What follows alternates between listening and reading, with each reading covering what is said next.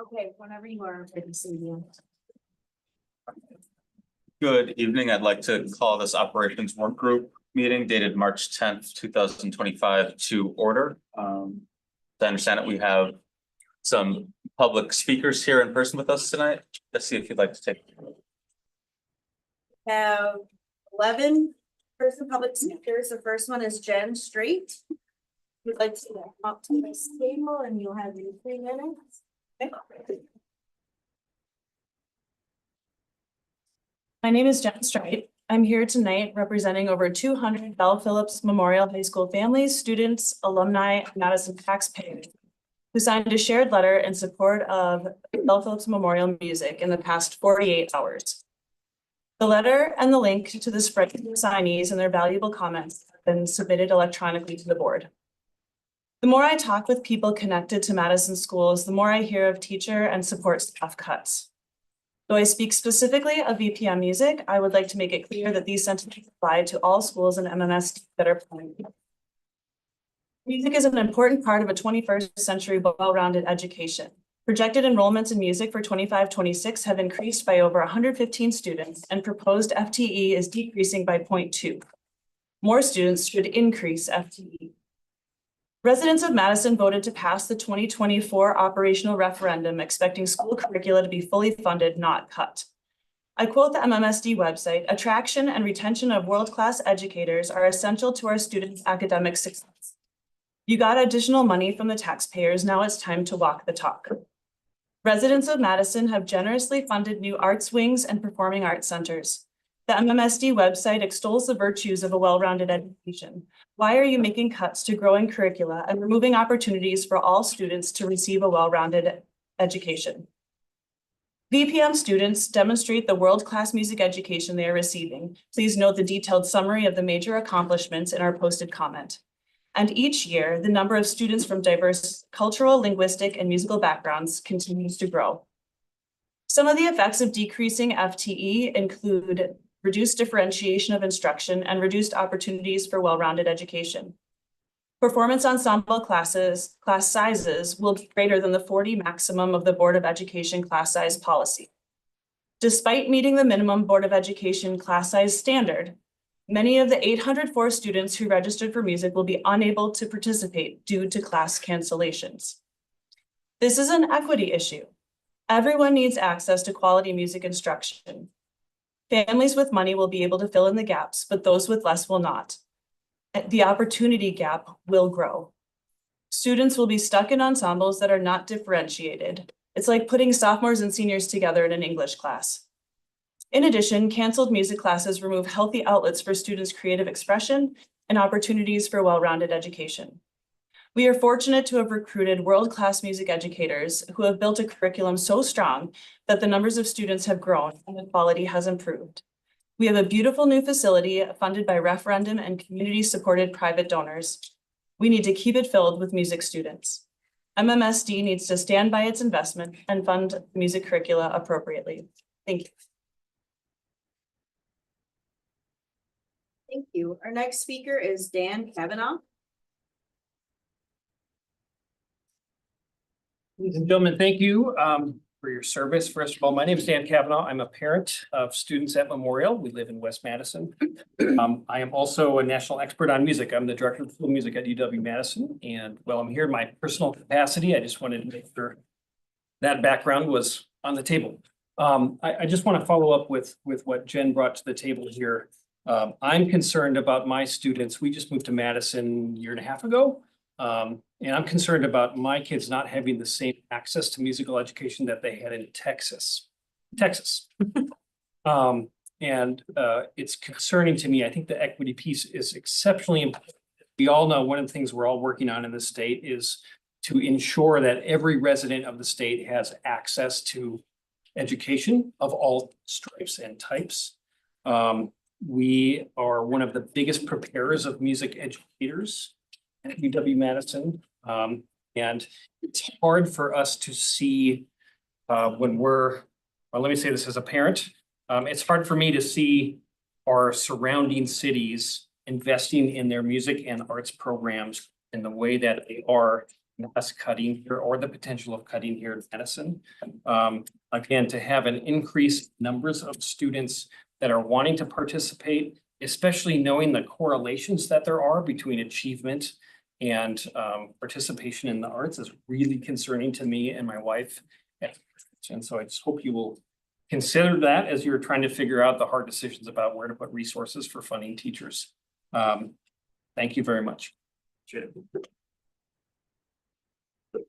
Thank you. Our next speaker is Christy Charles.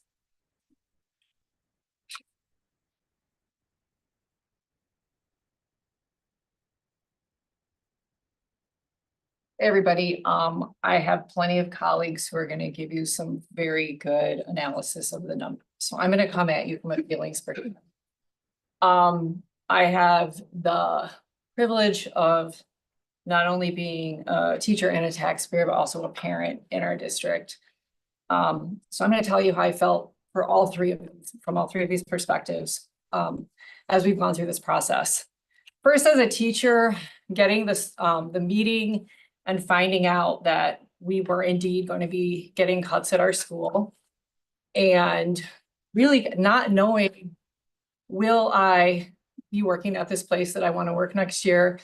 Will I have the option of going to another assignment that I don't really want to go to? And it's not a good place to be. And it feels very, I'm going to say, Hunger Games, because you don't know if your name is going to be drawn, because the process is fairly subjective. And from all the things that I have heard in our community, it really doesn't matter how good of a job you're doing. You could be on the chopping block. And so going through that process, thinking about the new mortgage that I took on, right? And just the growing expenses, you know, you can get like 1 carton of eggs at Woodman's now.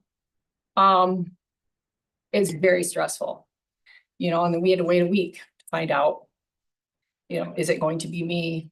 What are we going to do? How are we going to make the numbers work? Luckily, our principal did a very great job of advocating us, and we didn't get as many cuts as we thought we were going to get.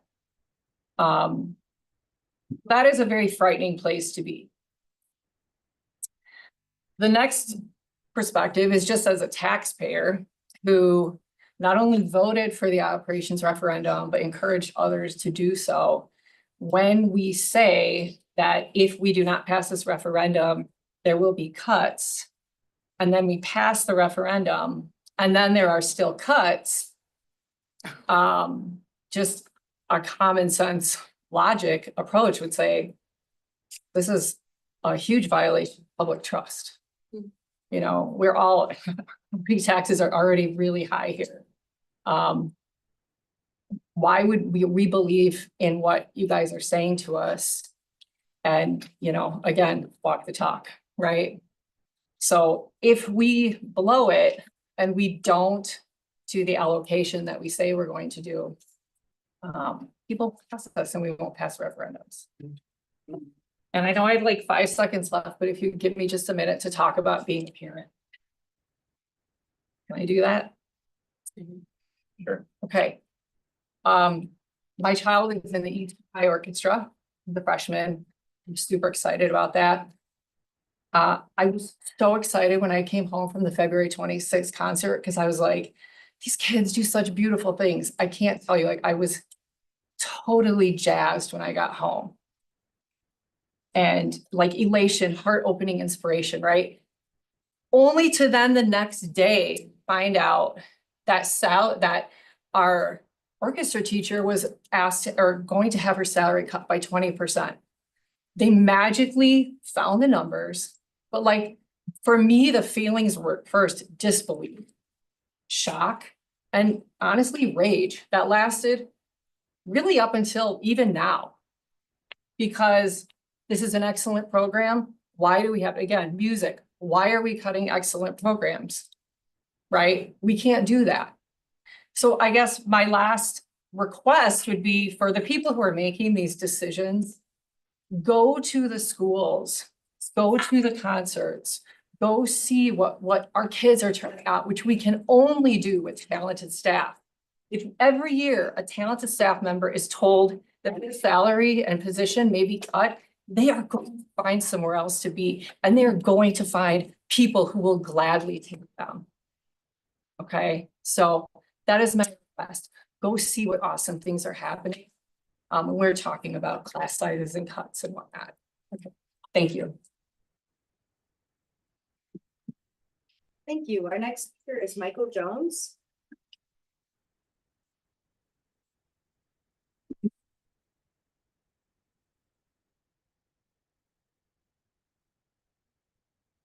Good evening.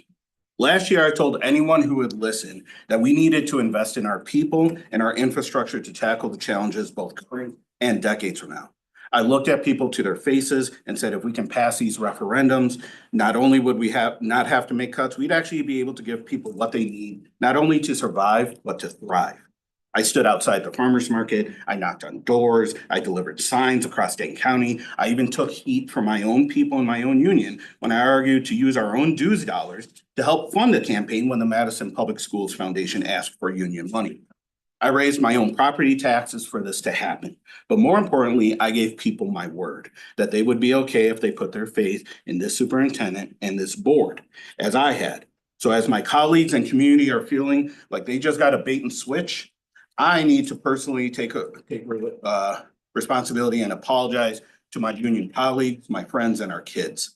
I apologize to the tech teacher who was told their school's CTE allocation was going down the day MMSD announced a partnership with the McKenzie Foundation to avoid a divisive and draining charter school battle because I thought the district was serious about investing in the trades. I apologize to the middle school teacher who was highlighted in October on the MMSD website for cultivating a welcoming learning environment when she was told she was surplus last week. I should have seen it coming that they were going to praise you 1 minute for bettering your school and then push you out that same school in March. I apologize to any educator being surplus by their principal with a ridiculous rubric that principals were instructed not even to share with their employees that they're surplus. Back in 2020 and 2021, admin said they would be transparent in both their practices and professional development around it.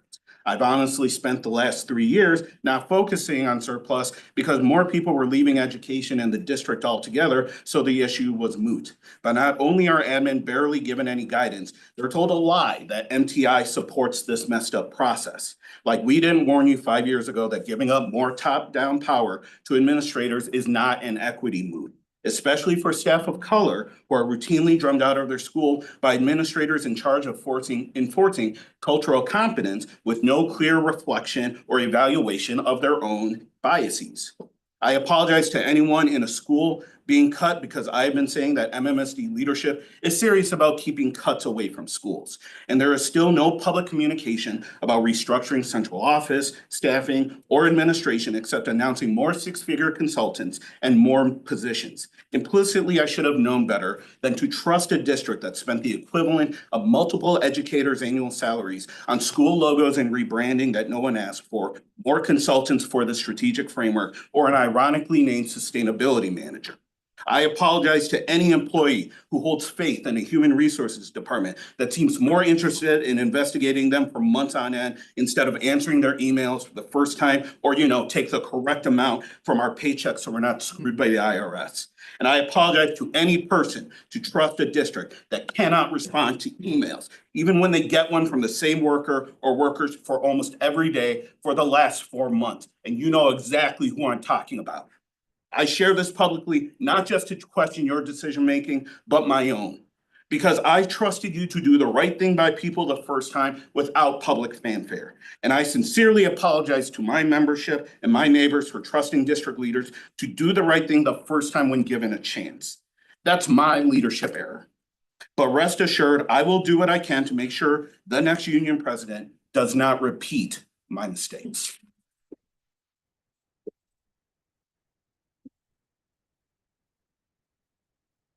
Is Jennifer Carlin.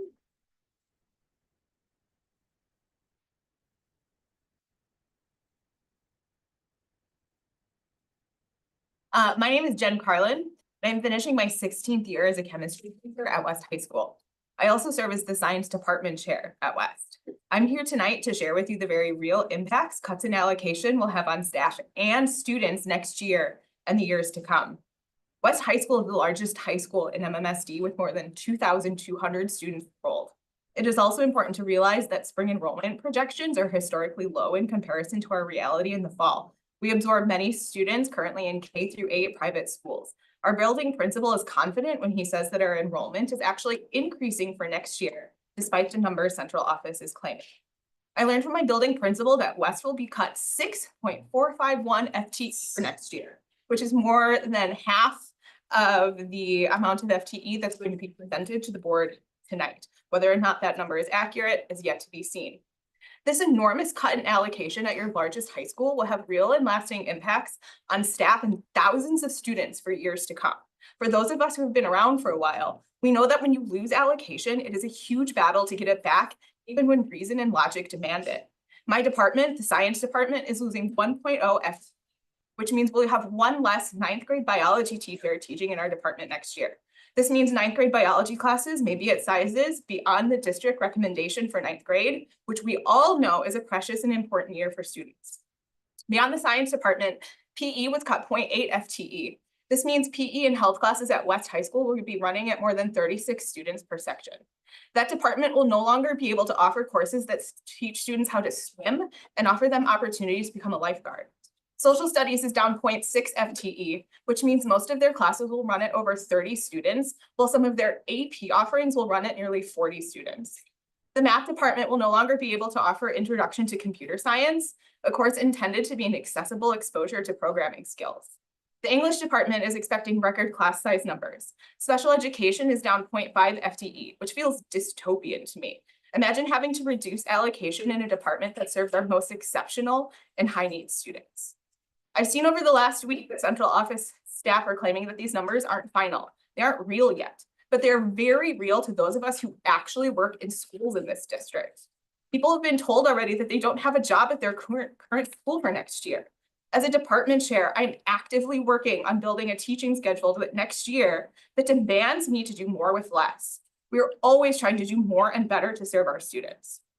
I can't leave today without mentioning how absolutely demoralizing it was to learn about the creation of a new position at central office, sustainability manager, while in the midst of implementing austerity measures in the buildings that actually have students.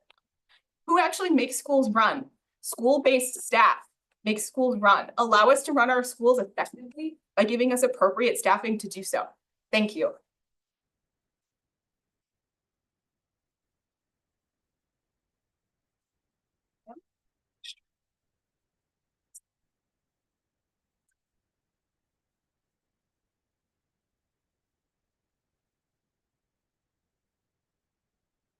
As a parent of two, one currently at East and one that will be a 6th grader at O'Keefe next year, and as a 6th grader at O'Keefe with 7 years of service to MMSD, I am speaking here today to request that MMSD reevaluate their flawed allocation process so that our schools can do more than sustain, they can thrive.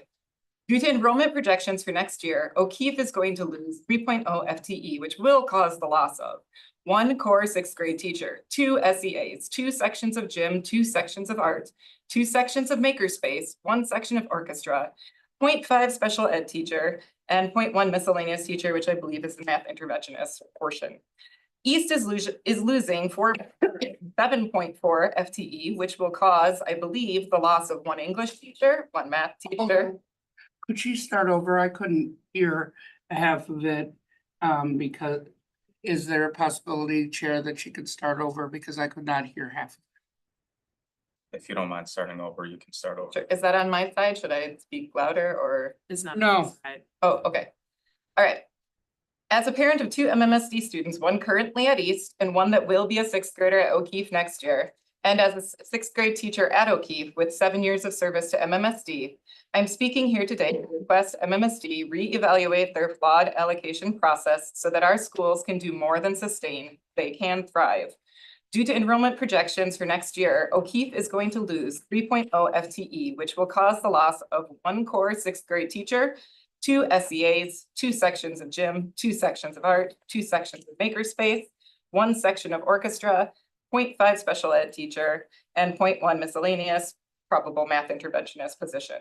East is losing 7.4 FTE, which will cause, I believe, the loss of 1 English teacher, 1 math teacher, science teacher, 1 history teacher, and 1 special ed teacher.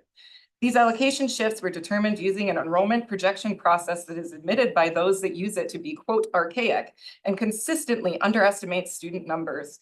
For the last 7 years, it has underestimated student enrollment at O'Keefe by at least 20 students and has been under by as many as 50 students. Yet MMSD has not adjusted its enrollment projection process to make it more accurate. These enrollment projection errors consistently put O'Keefe in the position of having more students and fewer resources. And this has been true in years where we have not had 420 units of family housing that is opening in our attendance area, as we will have this year. Additionally, O'Keefe is frequently sought as an internal transfer school, but MMSD does not close the window on internal transfer applications prior to when allocations are determined in March. In fact, families can literally transfer to O'Keefe and have done so all the way up to the day before school starts. Allocation decisions should be made using the most accurate data possible. Using an archaic enrollment prediction method, failing to update it in light of historical underestimates, failing to incorporate predicted increases based on new housing, and failing to limit internal transfer applications to meet allocation timelines set schools, teachers, and students up to start the year without the resources needed to thrive. MMSD will likely respond. The enrollment numbers are monitored all the way through the 3rd Friday in September, and staff allocation will be adjusted accordingly. While this is true, it glosses over the reality of the process. Even if student enrollment exceeds projections and real allocation does occur, the reality is that being understaffed for 3 weeks due to poor planning negatively impacts our students and teachers. The reality is that positions posted in September take time to fill, and last-minute holes in support at O'Keefe and East will likely be filled by less skilled candidates, as highly skilled subs and teachers typically find positions early on. The reality is that once the year begins, the surplus staff that were engaged in effective parts of the O'Keefe and East communities are committed to their new schools and are not likely to return to their prior positions. MMSD sold the referenda to us voters as a way to ensure that our schools thrive. We voted yes on the referenda to improve our schools, not to see staff removed from our kids' classrooms. Removing core teachers, special ed teachers, and SEAs, and reducing elective options based on flawed data and a flawed process is the opposite of thriving.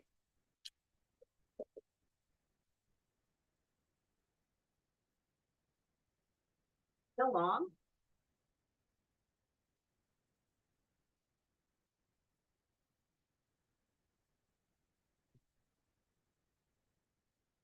Hi, I'm a 7th grade language arts teacher at Blackhawk Middle School. In January, I was really proud to celebrate with my students following our math and reading winter screeners. On average, our students grew more than was expected for midway through the year. So it was a really exciting moment for me and for them. And it's an important step in moving our students closer to proficiency. Their drive combined with the ability of 7th grade teachers to give our subjects all of our thinking, our effort, and our passion is what led to this result. In February, we learned that 2 7th grade core subject positions will be cut next year. Math and ELA teachers will both be expected to take on additional classes. In other words, unless something changes, next year my focus will be divided between providing the reading instruction I'm passionate about and teaching a second class that I've never taught before. Meanwhile, our grade will lose a talented and popular social studies teacher who's currently able to focus on making an overlooked subject meaningful for our students, and a science teacher whose sole focus is that subject. Why is this happening? Is our enrollment expected to shrink? On the contrary, our enrollment is expected to increase from about 300 students to 340 next year. More students and fewer teachers doesn't make any sense.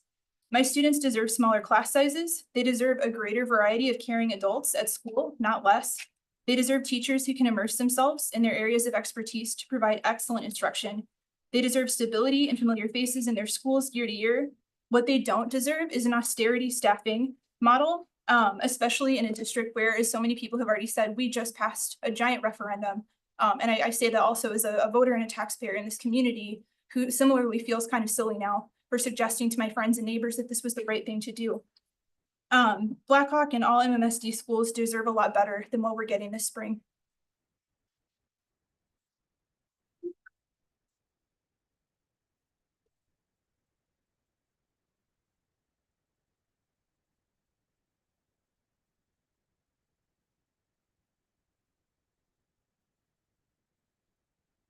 Hi, my name is Izzy Cooley. I'm in my second year as a seventh grade cross-country at Blackhawk Middle School.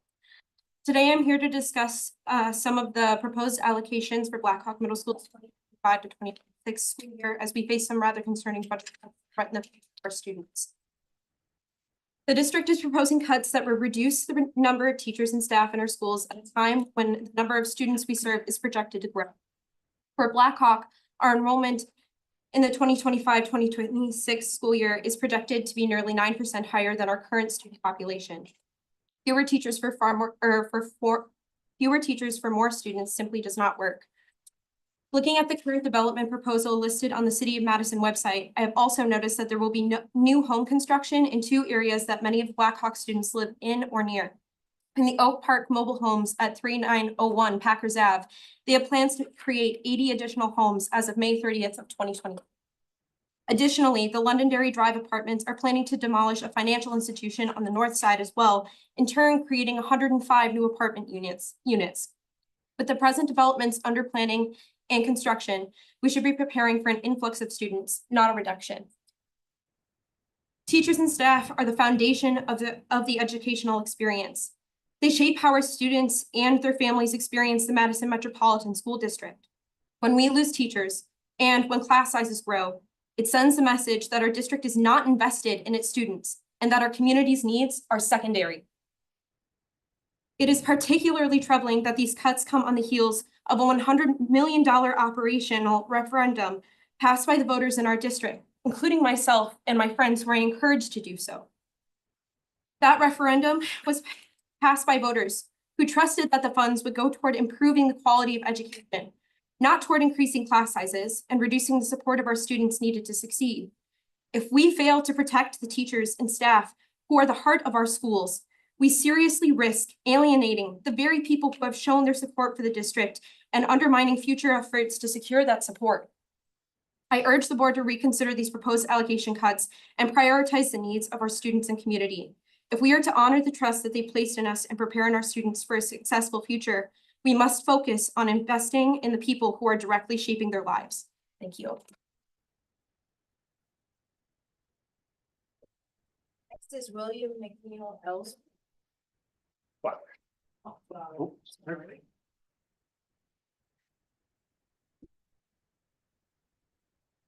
Hello, I'm William McNeil Flowers.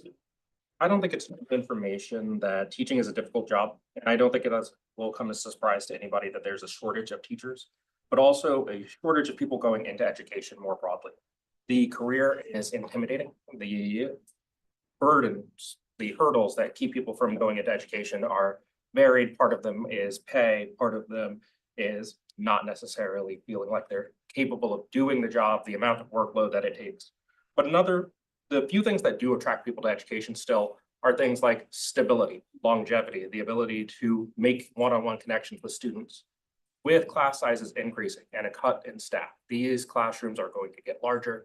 My ability to make one-on-one connections with students is going to become more difficult.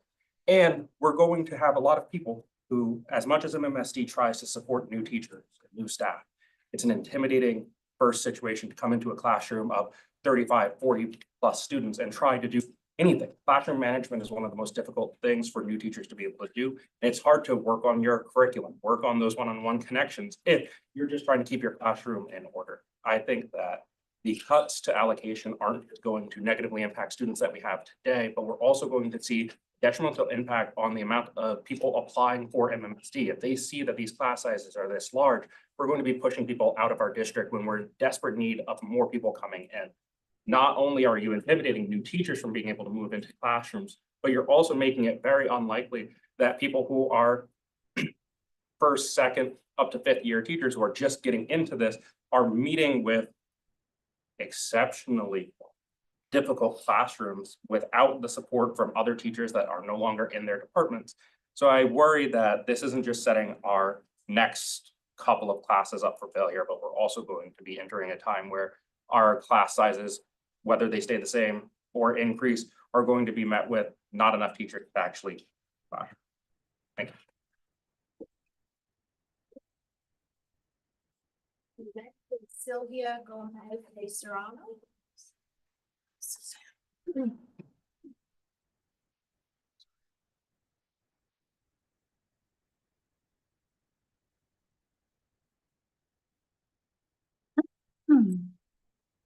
Buenas tardes, mi nombre es Silvia Gómez de Soriano. I have been a Spanish bilingual bicultural resource specialist at East High School since 2010 and since 2007 in MMSD. I am also co-advisor to our Raza United Student Association and our MENA, our Middle Eastern North African Student Association clubs. I'm here to express my anger at your lack of understanding to how the allocation cuts to East High School will affect our students, our families, and our staff. I know some of you have never worked in a school, and most of you have never worked with, much less experienced what many of our English language learner students or students with IEPs are going through and what they will experience when these cuts happen.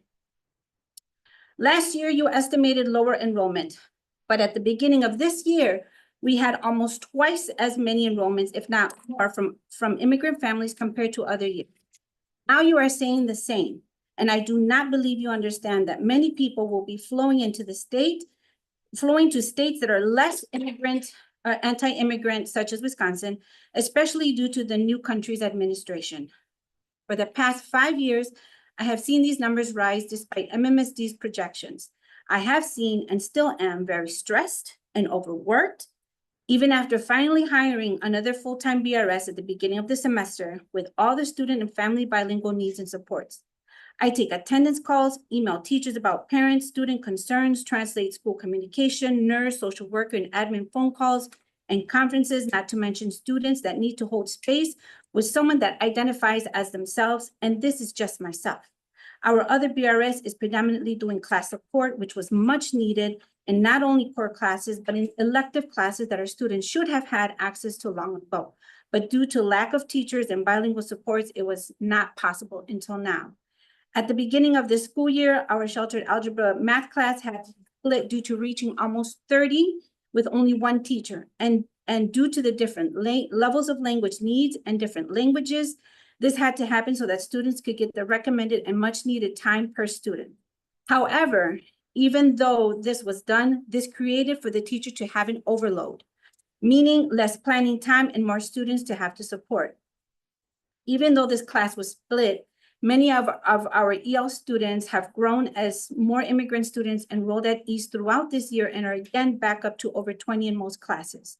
Although the majority are Spanish speakers, many also come from different countries with language needs in Pashto, Dari, Wolof, Mandinka, and more. Now, if cutting staff in core classes and integrating EL students into mainstream classes and cutting special education allocation, how will this make sense? How are these language learners going to receive the support, much less the modified work from people with less time to plan and more students to serve? Class sizes are going to get bigger. Teacher supports will be less.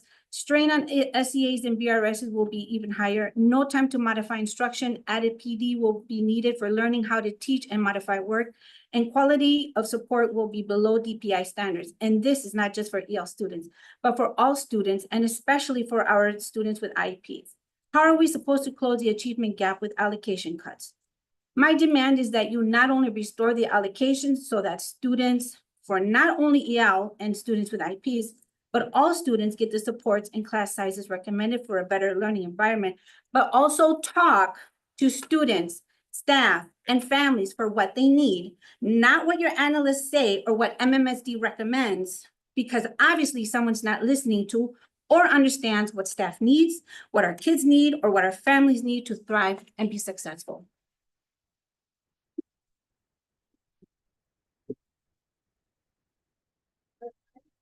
Is Andrea Freitag?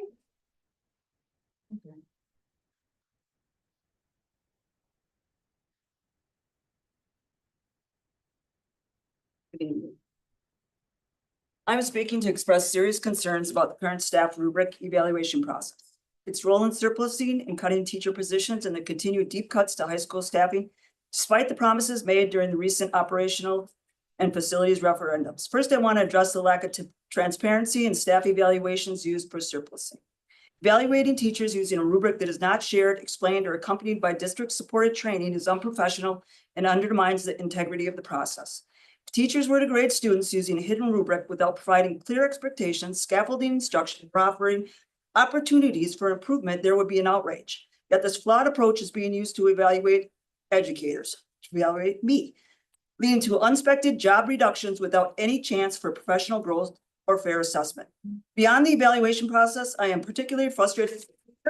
A taxpayer and invested community member who lives just minutes from East High School where I teach. I voted in favor of the operational referendum and the other referendum, fully believing the promises made by the district leadership. We were told that if the referendum passed, teacher salaries would be protected and staffing cuts would be protected and wouldn't be necessary. Our programs would also be protected. Now, just a short time later, all 4 high schools are facing deep staffing cuts, including my own position. I made the decision to vote for this referendum, knowing it would raise my own property taxes again, because I value strong public schools, well-supported teachers, and an educated community. I come from a family of teachers. However, it is now clear that these promises were either misleading or entirely false. Instead of honoring the commitment to maintain and invest in staff, the district is once again cutting teachers despite securing increased funding through the referendum. This is a betrayal, not only to teachers, but also to voters, taxpayers who were led to believe that the financial support would strengthen our schools, not dismantle them. It raises serious concerns about the district's transparency, budgeting priorities, and overall leadership accountability. As an educator who has dedicated years to this school and community, I find it unacceptable that, number one, referendum funds have not been used as promised, and staffing cuts continue despite public assurances. I went to my neighbors, to everybody I knew, weekends, everywhere, farmers market, and rooted for this and toted the line to try to get this passed. 2, teachers are being evaluated with an unseen subjective rubric, leaving us in the dark about our own performance assessments. 3, community trust in district leadership is being eroded, as taxpayers are now left wondering, where is our money truly going? I strongly urge and demand to administration that we provide a clear public breakdown of how referendum funds have been allocated and why teacher positions are still being cut. Ensure transparency in teacher evaluations, including sharing the rubric expectations, and supported professional development opportunities for staff growth using this rubric if we are to continue. Commit to open discussions with educators and the community to rebuild trust and align staffing decisions with students and teachers' needs. I look forward to a response addressing these concerns. Additionally, I encourage an open forum or meeting where teachers, parents, community members can receive direct answers from the administration regarding these critical issues. Thank you.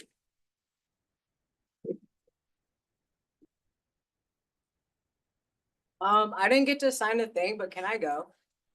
I love Sure. Make a statement. Just make a statement that you're. Yeah, I'm making a statement for one additional speaker.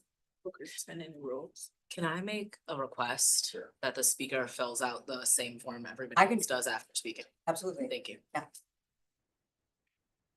Mi nombre es Michelle Brigitte Zarate Navarrete. I go by Mickey. And I wanted to sit here to see your faces as well here on the board and look into your eyes and wonder if in good faith, you truly believe that these allocation cuts are in the best interest of students after hearing my colleagues. No, we were not asked, nor were I'm we sorry, asked to vote on it. Sorry, Nikki. I hear you. And I'm sorry if you were put in a position where you are now having to face the heat of the pain and the grief that is happening in our schools and in our community. And I apologize because that's not fair to you either. However, I myself, as a bilingual resource specialist at East High School, promise to you and to my colleagues that we will not be defeated by this. There is room for hope. And you have left us no choice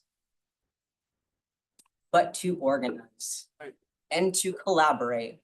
And we will, because it's not about a system. It's not about policy. It's not about a budget. It's about the well-being of students, your children, your future grandchildren, our community members. We care. Teachers care. even on the hardest days, even through the toughest changes, they show up day in and day out. And they deserve.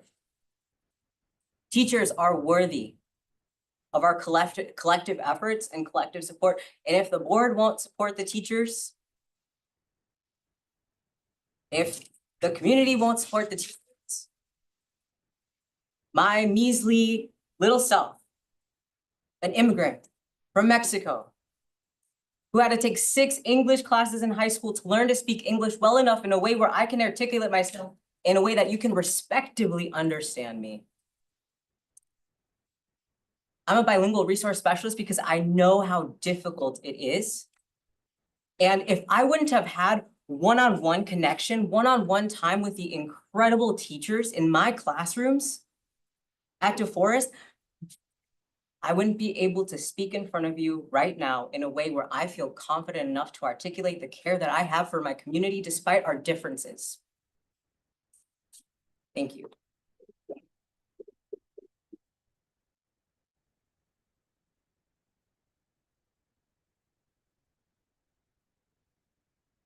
We good? Okay, thank you. Thank you for our public speakers.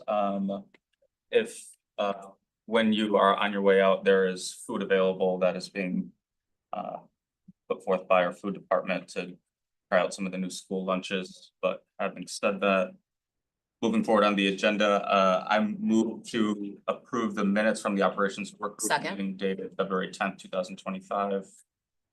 Second, board member Muldrow. Board member Fernando not here. All those in favor? Aye. Motion carries 6-0, I believe. Point of order, may I make a request that we change the order of topics to put the allocations either closer to the front or at the front, being we have some people who were watching for that. I will move them to the second. Thank you. I appreciate that, Chair. What's that? Technically, to do the reverse order, you have to ask, it would have to be mentioned, and then it would have to be seconded, and it had to be voted, so unfortunately, it's not something that. I would like to put a motion on the floor to change the order. I'll second the motion. Can you state the, Yes, I would like. state it in actual? Yes, I would like the discussion of staff allocation to be moved from the 8, I believe it is number 8 to number 2 in the agenda based on the number of speakers who have arrived and are listening for this specific topic due to their time constraint. Dr. Gothard, Dr. McCray, are staff available on hand to adjust that change, or I'll second the motion as stated. what's that? She seconded. I just wanted to second. Okay, yeah, Yes, for discussion. Absolutely, we can change the order. okay. The order was intentional in a way that it is kind of a building block towards a staffing allocation that may cause us to have to go backwards once we present it. Because there will be some missing pieces. And that's okay, but I want everyone to know that there is gonna be more context to it. Okay, all right, well, there's a motion on the table, we can vote. All those in favor? Okay, all those opposed? All right. Okay, thanks. Got it. Thank you. All right, motion does not carry. Dr. Gothard, or we start off 4.1 with a food and nutrition update. I'm gonna turn it over to Senior Executive Director of Building Services, Scott Chiak is gonna lead us on a discussion around food services and some updates in our nutrition program. Thank you, Dr. Gothard, board members. On our first slide, number 7. Just a quick chart back from was printed back in September about the attendance chart models by 2033 to be Fund 50 neutral. This is a recap of where we are through the first half of the school year. Talking about how we're getting to that progress level points to get attendance in 2033. Talking about getting a little bit back to basics of how we control our food nutrition program and some of the steps that we're moving to drive forward as the initiatives proceed. Next slide, please. So one of the biggest focus and topics that we've talked about over the first 4 months of the school year and continuing onwards, the focus back on basics. It's getting back to the grassroots expenses. So on our first chart to the left, you'll see a generalized chart of the historical fund balanced allocation of resources. So the green chart you see is the cost percent to labor, food costs is the other big chunk of expenses that we have. In the center section, you'll see where we fiscally allocated to the budget in accordance to rebuild plan. And then currently on the last chart to the right, you'll see where we're currently spending in our current charts. So on the green section, we're holding true to our labor challenges. We are a little less than a little over 1% less. We have a couple of allocations open. On the second side, we're fairly getting close to our allocated expenses. We're about 1.6% off. Given how the inflation had moved in the last 3 to 5 months, that's actually a pretty good target. We've seen 4 to 6% in inflation in the supermarkets. We've kind of dialed back those expenses. So we're just about 1.6% off. And historically running no less than historical averages, which we're starting to really control our expenses. On our next slide, focus on participation. This is a big revenue piece to offset expenses. So as you see at the beginning left of the year, we started out as 4,300 students on an average. And our breakfast side, the number started to plateau come January. We didn't make as much continual progress as we expected it to see. So we started to see that we need to have an influence to change the effect. If you start to see plateaus in data, another input has to change, okay? If you go to our next slide, we wanted to follow the same trend for lunch. Is it following the same pattern? And in fact, lunch actually plateaus sooner, okay? So that tells us we need to change the, right? We need to dig deep into the data and start asking students and staff, what do we need to change? What are the inputs that need to change to drive participation to go up? So I'll go to the next slide, just as a reference point. Some of our community eligible provisionary schools, we're seeing our elementary side is only 49.4% on average year to date as participation, which tells us we're not doing a good job getting messaging out or getting the ability for our students to have a free breakfast. Same thing again for the lunch on the elementary side. We're on 61% of 100% of people eligible. So we've really dug the data and we're missing some points of our participation mark. What do we have to do different, right? Same thing for middle schools, 28%, middle schools lunch, 63%. Right? So we're still, again, we're only 60%. That's not a passing mark. So we looked at deeply into the next slide. I'll pass it over to Josh. Thanks, Scott. So when we talk about trying to increase participation, one of the things we started to do early this year was to go around, especially to our CEP schools, where we know there are no barriers to families who want to have a meal, no cost or administrative barriers to them to have the meal, and see how the dining environment was, see how it was set up to be friendly to them, to encourage good customer service and make them want to be there and to take advantage of that free meal. What you're looking at now is a resource we developed to share with principals and also share with our food service staff, walk everybody through a standard setup, which would both meet our compliance goals in terms of serving a complete USDA meal and making sure we capture the reimbursement for that, but also giving stability for students. So we took a look at several different ways of serving. Each school has slightly different setup, their equipment, the space they have, in some cases the staff. So there are variances, but we wanted to offer something that was going to be uniform in the most important ways. And so what you're seeing here is a slide that depicts with flexibility for school setups, what we want to head towards. So students show up and they feel like this is a stable setup, including and maybe especially when they're going from one grade level or one school to another. As we progress in this work, which is focusing on CEP now, they would go to that next school and say, oh, it's recognizable. I don't feel it's chaotic. I don't feel it's too loud. I don't feel it's too challenging. And so this is something we've been rolling out at these schools, meeting with principals to set this up with respect to their own setup.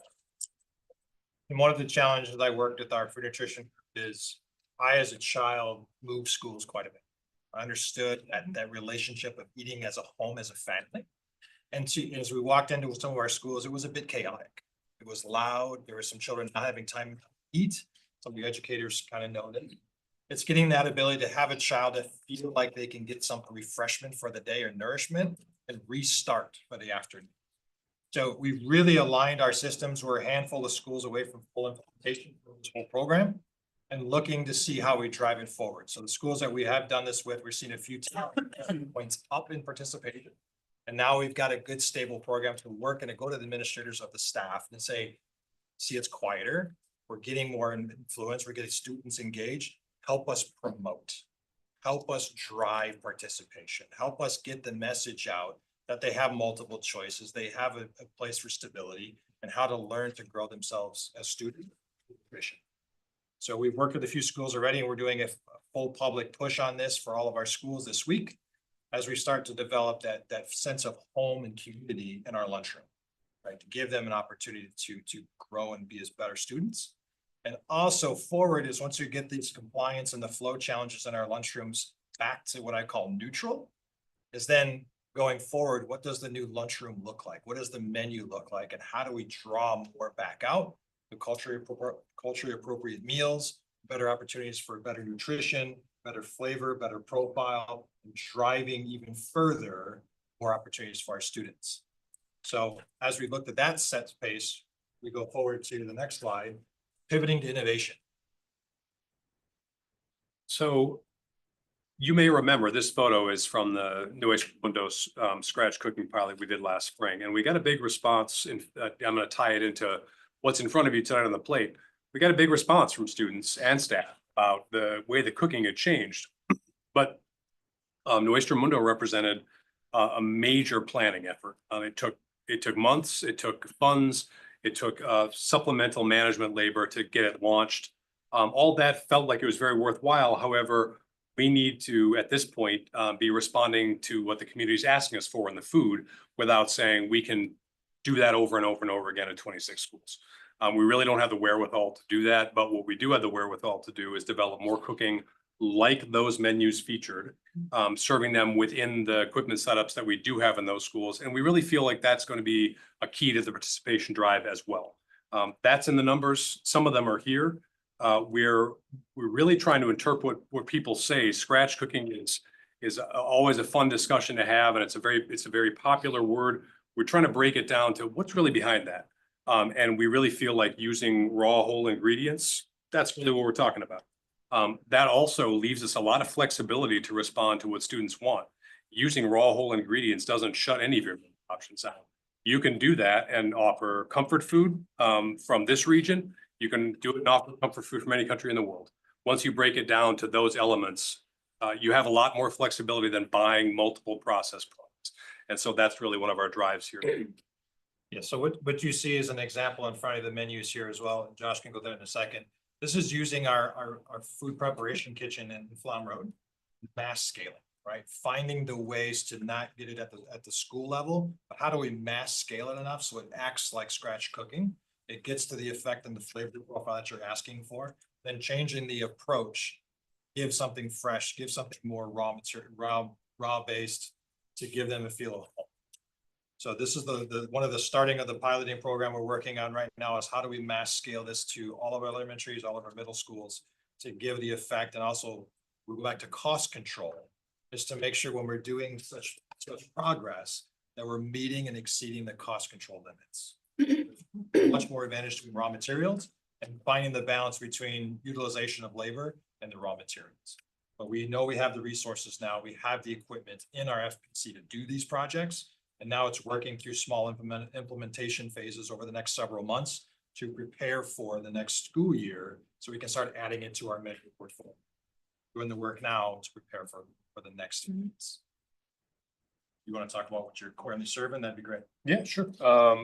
Again, harkening back, so this is honestly simple food. It takes a little bit of execution, but we found great success in serving bone-in chicken across all grade levels. I think that's something we've seen students respond to and say, feel this is real food. This is something of substance. So you have a chicken thigh with a honey ginger marinade, which we use on both tofu and chicken during the Nuestro pilot.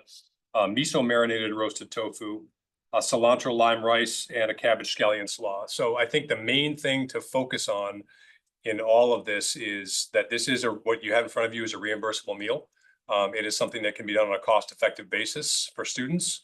And we actually saw with the SLAW in particular, this slightly modified version, but we've seen this do well in the schools already. Kids are, they'll disprove you every time with the sort of kids don't like vegetables. Well, if they taste good and they're correctly prepared, they do like this. And they'll show us that over and over again. They showed us that during the pilot, and they showed us that in our spring menus too, celebrating Black History Month and other celebrations in the district. So we just wanted to give a quick presentation to kind of give a refresh of where we are as a district of food and nutrition, kind of talk about how we're getting controlling costs. But again, looking forward to the how do we raise participation? What are the things that are variables we have to change using the data sets we're collecting on a daily basis?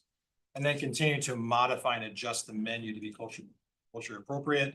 Also bring that feel of home and that new fresh smell of fresh cooked into our kitchen to raise that effect. Any question? All right, thank you. Board Member Moser Beltham, and then Board Member Muldrow. Should I hear you say that scratch cooking is now gonna be scratch cooking at Flom and then out? Yes. That's different than we talked about in the past, right? Outfitting kitchens in the building. Right. Can you talk a little bit about how that pivot happened? Sure. So part of it's a huge investment capital into each school. Yeah. It's a huge amount of money, 10 to $15 million. And on the other side, in the FBC, we have a lot of the basic tools to do some of the work. And using some potential outside investment groups or outside donation groups, we can do any blast freezing, blast chilling to allow us to do it at a larger scale piece. Got it. If I might add to, from our colleagues in Minneapolis who have been on this journey for about 10 years now, but are still converting kitchens. Part of it has to do also with how quickly you can do it and have it be really effective and have it stick. So I think the other answer to this is we can't wait. We won't come to a fulcrum point where we go all one way or all the other. That's what we saw happen in Minneapolis. As interest grew more and more, as they said, yes, we are converting some kitchens, but the food in the tray packs is getting better too. And so that's where we are with your school currently. Changes are coming, but we can't wait and say, we have a sort of two-pronged program. We want to get that commissary as well. Thanks for the. Thank you, Chair Castro. I really appreciate the presentation. I have pretty quick questions. So my first question is, when we talk about bringing in a better quality of food, how does that shift kind of our purchasing power? And really what I want to understand is our milk coming from Wisconsin? Is our cheese coming from Wisconsin? Are our vegetables and our produce produced at all by our own schools? So we have schools across the district that have gardens. Are we self-sustaining in any way as it relates to our food? And are we pouring resources into our local economy? Do we have the ability to say, farm to table, this was grown in Viroqua, we're investing public dollars into the immediate economy of the local area? That's my first question. Sure. What I would say is we focus most of our efforts in that vein on produce. For the reason that there is so much interest and advocacy and organization happening in the state based on that. So our milk currently comes from a firm in Rockford, pretty close. I would say, fair to say they don't restrict themselves to milk that's in Wisconsin, but it's Midwest firm. Cheese, I don't have traceability on all of our cheese, but I really focus on the items that show up on our salad bars because we do have, for instance, seasonal harvest we work with in Brown County, Wisconsin Food Hub. There are so many advocacy organizations who are trying to ramp up the availability of produce, Wisconsin grown produce, the schools and other institutions. That's a ripe opportunity. Okay, I will just say, mad love for Rockford. I think dairy from Wisconsin feels like a no-brainer in some ways. It feels counterintuitive to leave the state of Wisconsin for something we're known for producing. And so I think how we work together, both from an environmental standpoint and from just investing in ourselves and each other locally, to have, local local sources and still maintain competitive rates is something I want to explore to the greatest possible extent. The other thing I want to say is, what are the learning opportunities that we're creating for our students in this process? And when I think about this, I think about the edible classroom in the Bay Area, where you have a middle school that with 2 acres is growing the vast majority for their entire district through Alice Waters philanthropic support. And I know that's a big deal. I don't want to discount that, like, it took somebody with tremendous access to resources to come into the district and do that. And I think there is the potential for a lot of philanthropic support here in Madison. I'm curious about how we're leveraging that and how we're using that kind of model in which students are included in the cultivation and processing of their food. One of the most profound things anybody ever said to me about learning was somebody who said, if I had been told that chemistry is cooking, I would have known that I was good at chemistry. So how are we getting to that space? And I know that's an instructional question in a lot of ways, but there are implications in terms of the way we invest and are operating. Yeah, I'll kind of feedback on the milk side of it. Is there are very few fluid milk producers. They usually find for cheese, but fluid milk and cheese milk is slightly different, and Rockford has a very large fluid milk production. And it does come from the Wisconsin dairies, it just gets shifted. So Learning something every day. came from the industry. And the other side of it too is we are working with some other people as well. How do we get that curriculum out? And the stuff we do get, we pay a little bit more for some of our local produce, and we keep that inspiration as a market, right? This is local, this is farm to table. And I agree, we can do more as we start to expand out of our reach, just to make sure we have the bandwidth to cover it as well. So some of it is, we can focus on lots of topics, and getting control of our costs and really where it's coming from and the value of it is, I'd say, our next phase. I greatly appreciate that. That's it for my questions. Thank you, Chair. Thank you. Board member person. Yeah, thank you, Blair and Ollie, for those questions, because that was something that I wrote down too to ask. So my only question is just around the attendance or around breakfast. And the numbers that were stated here. We're all trying to increase the participation in breakfast. Do we have any, I guess, is there any correlation between our breakfast and attendance? And then like any thoughts of like how we can increase that participation, although it may maybe be related to attendance. So my thought is that if I think about my own children, right, if they're late to school, they're not getting then breakfast. However, their school has done a really good job for even when kids are late. They still try to make sure that, you know, kiddos have something to eat or breakfast in their classrooms. And so just, are we seeing the participation down because of just attendance and kiddos being late? Especially during the winter times, do we expect that to increase as spring and summer, or as we get closer to summer? Because we don't necessarily have the weather issue. So just the correlation of like our attendance with our students and in the breakfast participation. Interesting you say that, because I was studying the data here the last several weeks, more and more information back. And we are seeing correlation to weather, right? So as the weather comes, our participation does come down. So part of the challenge of working with our transportation group, Vanessa, part of our colleague, is do we have to adjust the bus schedule 5 minutes early? Like, how do we then not, it's a balance between too much time on the bus and the appropriate time. So we're working in that fine balance, because I think we're seeing a relationship where the bus comes, fall, it comes typically a little earlier. It's running ahead of schedule a few minutes.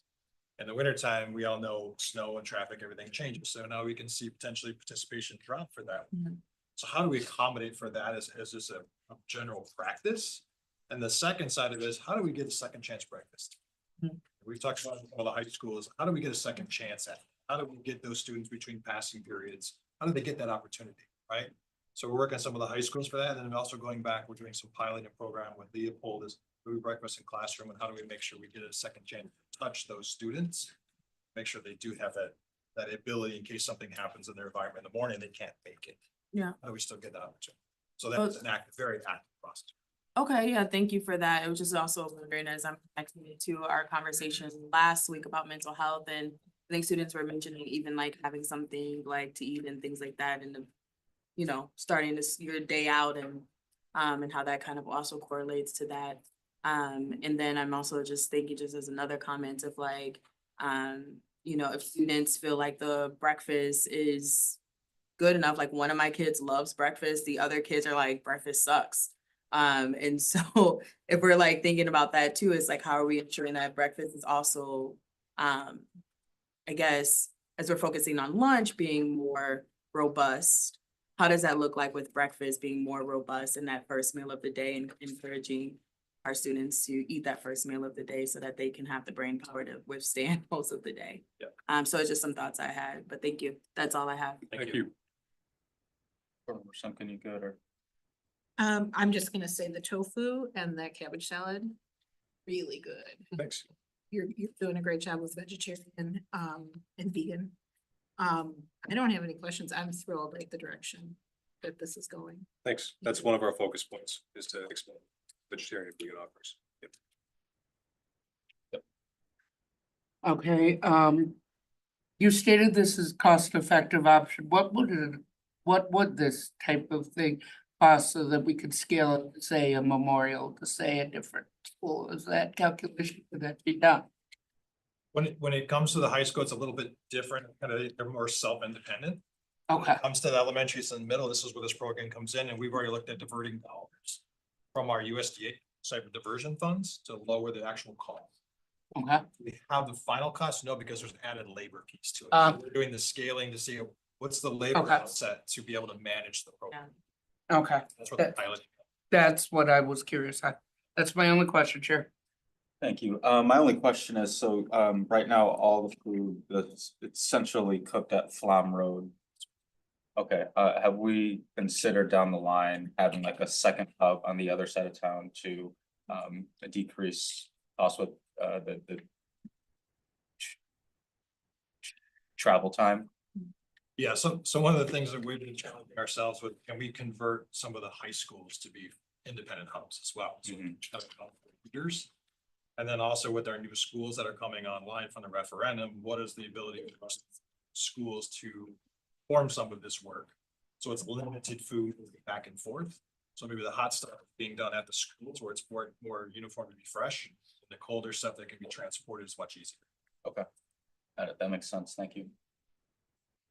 Okay, I think we can move on. Okay, we're gonna move into reference 2024 update from Scott and team. So, referendum, sorry. Referendum 24. Not much action as far as reportable this month. Next slide, next slide. Still, again, we're in phase 1. We're still heavily into the preliminary work for 50% SD projects. Next slide, please, Jesse. So here's our timeline in detail. This is a very broad overview, and I can assure you there's about 100 hours of meetings a week that are happening. There are a lot of informational gathering pieces. So in the month of February, we did a lot of user group listening sessions with our 4 major schools in phase 1. Did a benchmarking tour, showing some of our administrators and staffing to what it could look like for new schools and ideas and functionality pieces. And then in March, actually this tomorrow and Wednesday, we'll be having our first input sessions at Blackhawk Doppers on Wednesday, and tomorrow will be Sherman Shabazz. So I have a good feel to the unit with the community, asking them what their looks like. Ours kind of a touch feel of here's where we are, here's what's going to happen in their sites, here's what's happening locally around you, and getting their input to make sure we're not being disruptive to their lives, and also communicating outward. Here's what's going to happen soon. Giving them a chance to build excitement, having the feel of what it is as being part of a community, and having the voice and the say of what's happening in their direct local space. Did some canvassing, passed out flyers a week ago, just for our direct neighborhoods to make sure they understand what's coming and how we work with them. All of this is leading up to our April 1st. It's our 50% SDU. That means that we'll have 50% of our schematic designs of all of our 7 major locations. So know we have a budget target, right? Are we hitting the target for the first 50% phase of building schematic to ensure that we're not going to run over budget? And to make sure we're also hitting the programming and learning abilities that are needed in that school. Then for the next 30 to 45 days, it'd be costing exercise. So in April, I should be able to show a little bit of our information we're gathering to. Then there's going to be another lull period where they're going into detailed drawings, going into what's the costing going to look like. So we can start making refined choices on what the schools need to be. As we then start developing into the first phase 1 schools, to do detailed design. What is behind the walls? What does it look like as far as mechanical, electrical, plumbing, geothermal, roofing, and all those fine details? And we'll continue through those phases through the DD development, all the way through next input sessions and costing exercises through the summer until we get to the next public input session right around September. So we have a lot of little work going, lots of individual meetings. We go to the next slide. Again, it kind of recaps all the work accomplished. And then heavily into March, we're doing a lot of public input sessions. We actually will start some student input sessions as well, getting the students' feedback of some things they would like to see, envisioning and those concepts, and getting them to get engaged in exercises. I can share a little personal. I spent 4 hours at Senate on Friday, teaching and helping the students educate the challenges of Senate, look like how they can overcome the challenges part of their learning group. And I'll be passing that to other schools for opportunities as well. How do we get students involved in how to solve problems and build correct challenges within our schools. Otherwise, we are very busy. We have a lot of activities going on. It doesn't seem like a lot on paper, but I can tell you just the constant building and the platforms to use and educate ourselves, our architects is ongoing immensely. Thank you. Questions? I guess when will you all bring some of this back? Like I'm saying, the benchmarking tours and the school input sessions, like, are we going to get that information soon? Just. Yeah, that'll be in April's update. There'll be a very large update, all of the kind of sessions we've had, some visioning experts that we've showed and kind of given some more forward. But those look at, but it's ever evolving every day. So we can say one thing today, but it's kind of shaping as it's going more defined. So we get something more concrete to work through, sharing that for more input. Thank you. Thanks, Chair Castro, and thank you, Board Vice President Pearson, for your question. I am curious about kind of consistency across the 7 sites related to specifically middle school programming. And part of where I feel like I, as a board member, would like to be in concert with our administration is that there's been a desire from the board consistently to kind of hear how we are reimagining our middle school program with intentionality. And so I fear a little bit that we are ahead of ourselves because we haven't had that conversation as a board. And I want that conversation to inform this work. And so I want to understand the process of factoring in that dialogue amongst board members in collaboration with the greater community and the administration. The other question I want to add on to that is around sustainability. And I have to admit, like, we're really honing in on our facilities referendum. And what I heard when we were talking about the board's resolution over and over again is the sustainability resolution is out of reach. We will have to close multiple schools unless we change to a deadline of 2050. And it seems that this plan is not consistent with that messaging, and I'm happy about that. That's a great thing to not be displacing students or shifting people's kind of attendance area in relationship to this work. Still, I want to understand how we're factoring sustainability in and making sure that these projects are responsible to the environment. And I think there's complexity with that because we're not talking about renovation. We're talking about building new spaces. And so speak to the balance of that in also to how the board and the administration is going to work together to ensure we have high quality within middle schools and this work supports it. For sure. So I'll start with the sustainability piece because we had 3 meetings with the city the last few weeks. One is because we've had those challenges in our particular sites with wellhead protection. So how can we do geothermal or sustain, those type of things within the wellhead group? So we just literally in this meeting got able to do within the wellhead. So we have to do shallow well, only do one of deep or shallow, can't do both. So we just literally got the approval to do this, and now we have more conversations. We have a meeting tomorrow talking with the Darcy group for geothermal. We've already had conventional as well. So we're working in, I say, parallel paths, also electrification side. So there's kind of a twofold equation. Both of them have the initiative from the government offsetting as well. So Brianna's well encased in from her prior work, and we've engaged all of our OPN, our architects, our civil engineering groups to dial in the sustainability piece, but also making sure it has the right payback and it has the right goals. Right, there's lots of different conflicting goals. Conventional versus Darcy, so we're trying to work those situations now, even the conflicts that we have at some of our sites. So that is an active conversation, including all LEDs. Not necessarily going to have, I would say, fully, sustainable building, right? I mean, as far as totally green, but it will have zero greenhouse gas emissions. It will get zero neutral bid or come back. And we're still working all those challenges, but all of them have a cost or a balance. Make sure that we know our goals, and that is that we will stick to those district goals for the new schools. Yeah, I mean, I know that for me personally, as a board member, there was tension around our shift away from language that was renewable energy. And part of what I found frustrating about that shift is that renewable energy often represents a cost savings in the long term. Sometimes. And so I think, I didn't say always, I did say often. But I do think we haven't honed in on that cost savings and the potential to both,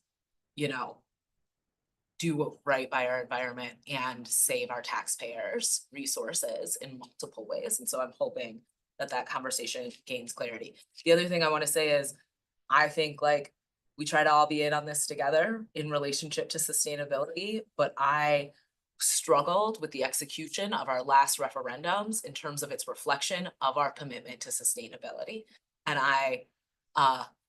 I'm not comfortable doing that again in this iteration. And so I am curious about the appetite of our board for policy that really enforces our commitment to the environment. And I hope that we can work on that in collaboration with our administration so that it is not a hopeful gesture to our community, but a requirement of this body of government that we lead on this issue in the interest of our future. And do so with the collective well-being in mind. The other question I asked was really about how we're going to work together as a board and a community to ensure that our middle school program is improved in this process and is far more successful in terms of serving our students and our educators. Yeah, absolutely. Chair Castro, Board Member Muldrow, thank you for sharing that insight, that question, I think, and I'm gonna have Cindy actually talk a little bit too about the work that we've been doing. It's clear that we are likely not going to have fully baked what does our middle school of the future look like before building starts happening. Therefore, the other way, in addition, one of the ways that I want to address this is to make sure that our buildings are creating the most flexible spaces possible. So that it doesn't matter what the program entails, that there will be room to house those programs within what we're going to build. And we don't know 10 years from now, 15 years from now, these are 75-year buildings also. So we want to make sure that they're not so specific that, we're also building something for a particular program at a point in time as well. So I'll have Cindy talk about some of the work they've been doing as well and some of the things that they saw in the visits. Good evening, Board Member Muldrow. Thank you for the question. So I'll talk about it in a couple of phases, and then I do think April's conversation was important, so let's see if that lines up. We have started staff sessions, and so we've met with staff across the schools that are going to be the first set of builds. So Black Hawk Denver, Sherman Shabazz are the places where we started some real staff input sessions to get their thoughts. They've been doing some visioning. We have some community sessions this week. We have a round of sessions with students, and then we're going to continue to gather input along the way to really hear what staff desire, what students want, and to Dr. Gothard's point, both about kind of current state of what they know is important in the next couple of years, but also thinking about the long term. in the sessions that the teams went on in terms of benchmarking, there's a couple things that we have seen that we believe will probably be standard across every middle school to this moment in time until we hear from students and others.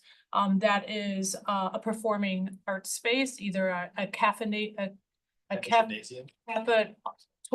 no, it's called a cafetorium or gymatorium, where depending on which school and depending on the physical square footage of the school, there will be a space for more of like the performing arts. We've heard that really loud and clear.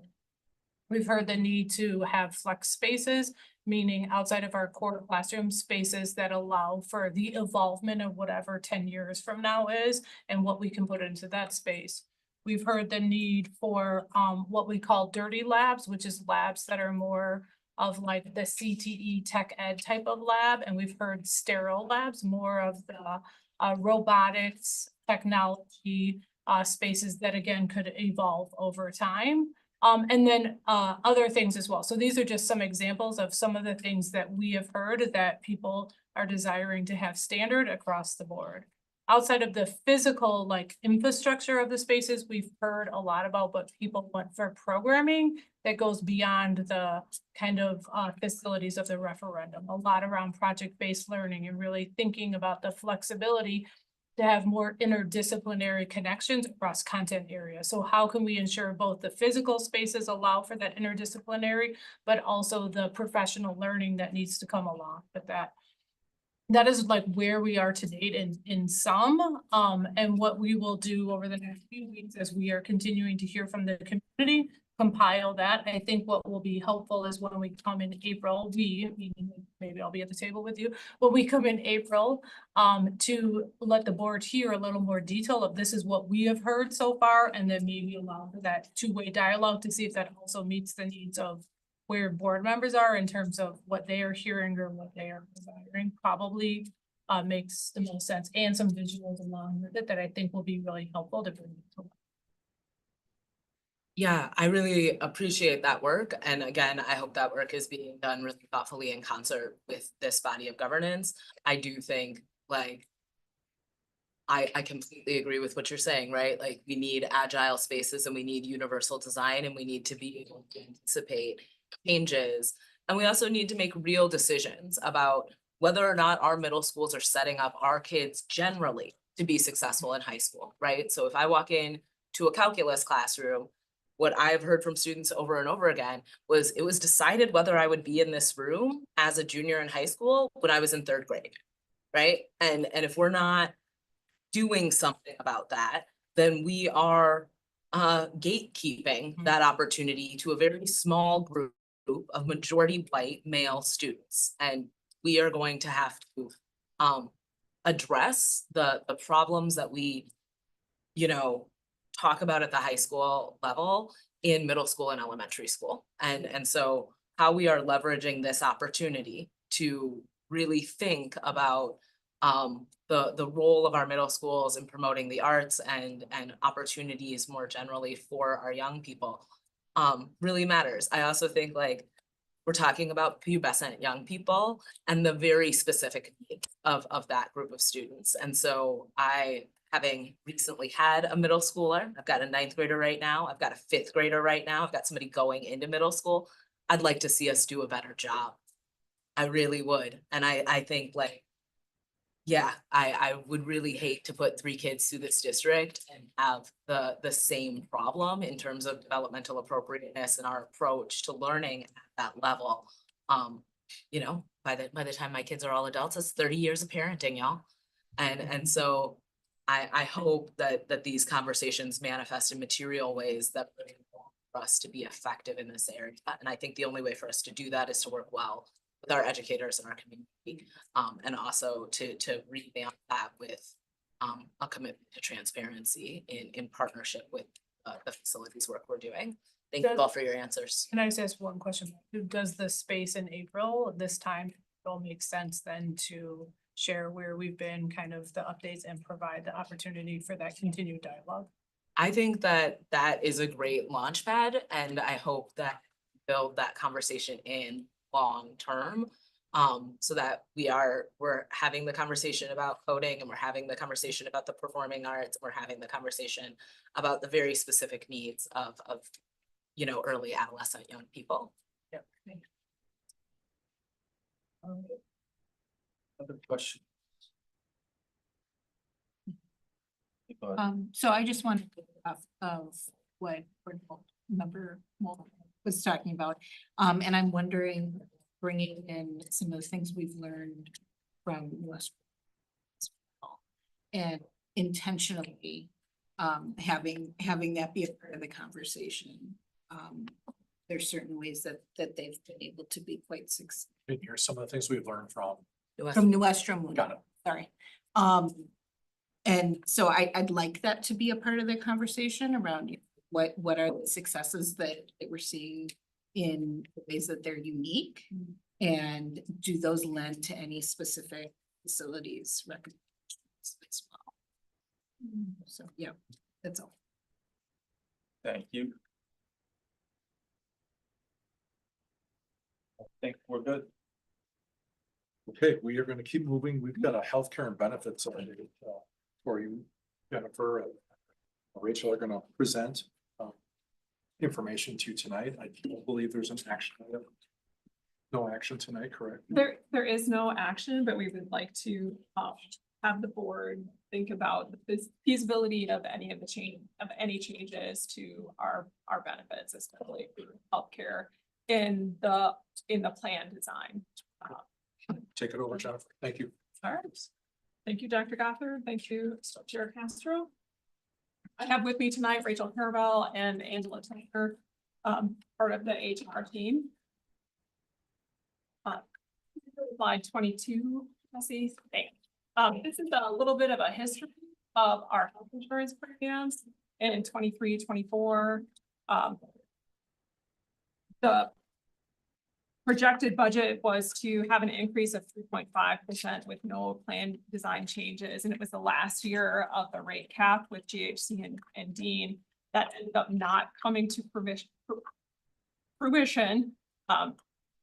GHC pulled out of their agreement with us, and we had a 13.1% increase for ports and a 3.5% increase for Dean. And we had no plan design changes that year. Last year, the increases were 15.9% for ports, 19.9% Dean, and again, no plan design changes. That means that we have a $20 copay. We have a $100 deductible for single, $200 for family. And this year we don't have any percentages for you. We're estimating with dollars because we are currently in negotiations with both of the carriers on the renewal rates and working with our partner M3. The next slide has the current state of our health insurance enrollment, just showing the board who is taking our insurance, who chooses Dean, who chooses ports, who has the single plans, who has the family plans. Family plans are 66, almost 67% of who has our insurance, and our teachers make up the majority of our staff, and so they make up the majority of our enrollment. Rachel, the next slide is yours. Okay. Good evening, everybody. So this slide here is just to demonstrate what the premiums are for the different plans that we offer. You can see there in orange, that shows the district cost associated with the premium that we pay. On the left-hand side there at that single plan, you can see that's around $900, between $800 and $900 is the premium for an HMO single plan. And on average, employees pay about 6% of the premium, and the district pays 94%. You can see there the family plan is that second column. The premium for a family plan on average is between $2,100 and $2,300 a month for coverage. The HMO plan, that is our most restrictive plan. So that's the one where coverage is only provided for an in-network benefit. You have to go see an in-network provider. Out-of-network coverage is only available for emergencies. The point of sale or point of service, excuse me, plans you can see are there on the right. Those plans are more, the premium is more expensive because it does provide some level of benefit if you go to see a provider out of. Next slide, please.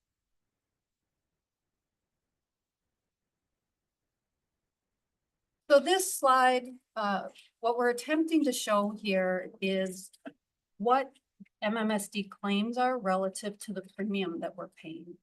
So you can see here that dark green there near the top of the protractor there. The insurance carriers have a goal of the district's claims. That's the amount that is paid to providers, for pharmacy claims, for medical, hospital claims. The goal is for those claims to equal 90% of the premiums that we're paying. Where we currently are is for courts, claims are 106.4% of the premium, and for Dean, it's 117. So they are paying out more in claims than they are collecting in premium. Now, these numbers have gotten a little bit better since last year, and some of that is due to the fact that we had those large rate increases last year. But in the rate setting process, they've only got 4 months of data with those new rates. So over time, these numbers should get better because of the rate increases that were adopted last year. The challenge with where these ratios are right now is because we're so far above that 90% target, it does reduce our leverage with the carriers when we are negotiating with them. Their response is often they would like to see plan design change with the negotiation process. So that's the conversation that M3, our broker, is having right now. Next slide. So this slide shows that we're currently budgeting 85 million in budget. We are expecting that's going to be that the overall increase will be somewhere between 8 and 12 million based on what we've seen so far in renewals and what our goals are in negotiation. The bottom part of that slide shows what our current plan designs are. As Jennifer said, currently it's $100 deductible for an individual or $200 family, $20 office visit copays, and $6 copay for generic drugs, $15 for brand name drugs, and then $30 if you get a tier 3, a non-preferred brand drug. Next slide. Here are some options, some considerations the board could make. As we mentioned, 85 million is what's currently budgeted for next year. Some of the options that we talked about back in November when we were discussing our health plan that we said we'd bring back for your consideration. You can see the first one there. There are some estimates if the board considered making a change to the deductible amount. The deductible amount, that's that first dollar that members pay when they receive services before the health plan would pay. These are the deductible is usually the first option that employers consider when they're looking to save funds. So these are some estimates if the board was willing to consider making any plan changes. The next item there are the kind of in the middle, the health plan premium contributions. So right now, employees currently pay between 2.5% and 12% of the premium. The average is about 6%. If the board wanted to consider, we have an estimate up there. If the board wanted to consider moving everybody to 10%, except for administrators currently pay 12%. So we're estimating if the board wanted to go that route, that would save about 3.4 million.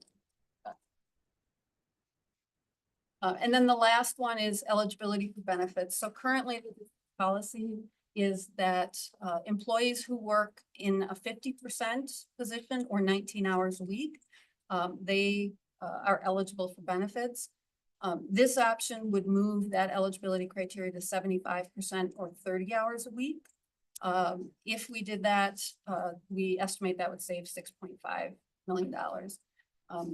We did estimate that the number of people that are currently have benefits in between that 50% and that 75% is about 336 employees.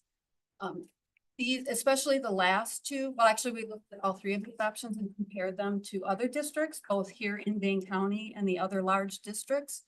The plan changes we're suggesting here that could be considered would put us more in line with other school districts. So compared to other school districts, we have much better benefits than they, both in Dane County as well as Milwaukee, Racine, Kenosha, and Green. Next, I'll just mention dental insurance. Currently, we are budgeting 3.8 million for dental coverage. We have a little over 3,700 employees enrolled in dental. It is our most popular employee benefit. Last year, we adopted a 4% rate increase and there were no plan changes that were adopted at that time. We are projecting the same, a 4% increase this year as well. That benefit, there are actually two plans. The district will pay 90% of the premium for the base plan and employees pay 10%. If you go with the buy-up, which has a slightly better benefit, the employee pays the difference. Next slide. And then just a little bit about the other employee benefits. So for life insurance, we are not, we are part of, or we have a rate guarantee with our insurer. So there are no changes to the current rates for life insurance. For long-term disability, this is 100% district paid. That is going to be going up 15%. That is part of a multi-year plan that we agreed to with the insurance carrier. And then short-term disability and vision insurance, both 100% employee paid. We do not have a rate change there. Those rates are currently guaranteed out at least until 2026. I think that's the last one.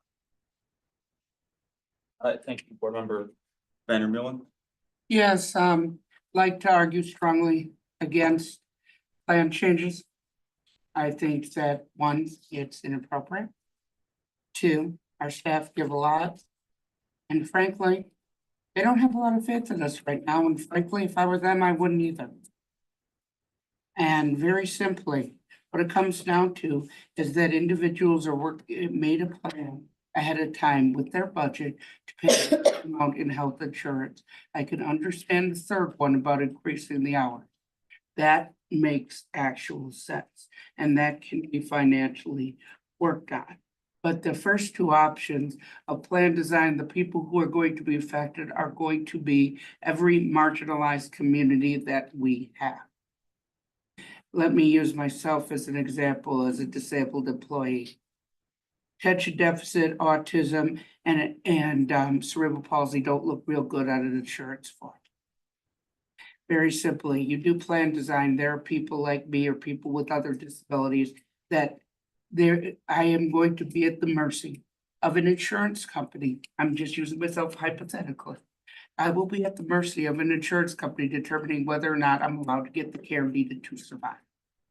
Let's just put it point blank. I don't think anybody, any human being, let alone our staff, deserve that. I can't. That's something I can't. Secondly, increasing the copay, I'm sorry, we have people who are fighting as is. Now 19 hours is a little on the low side. That's why I suggested that one, if any of them, and I would prefer none of them, and I just state that for the record, but if any of them, that one would at least make sense.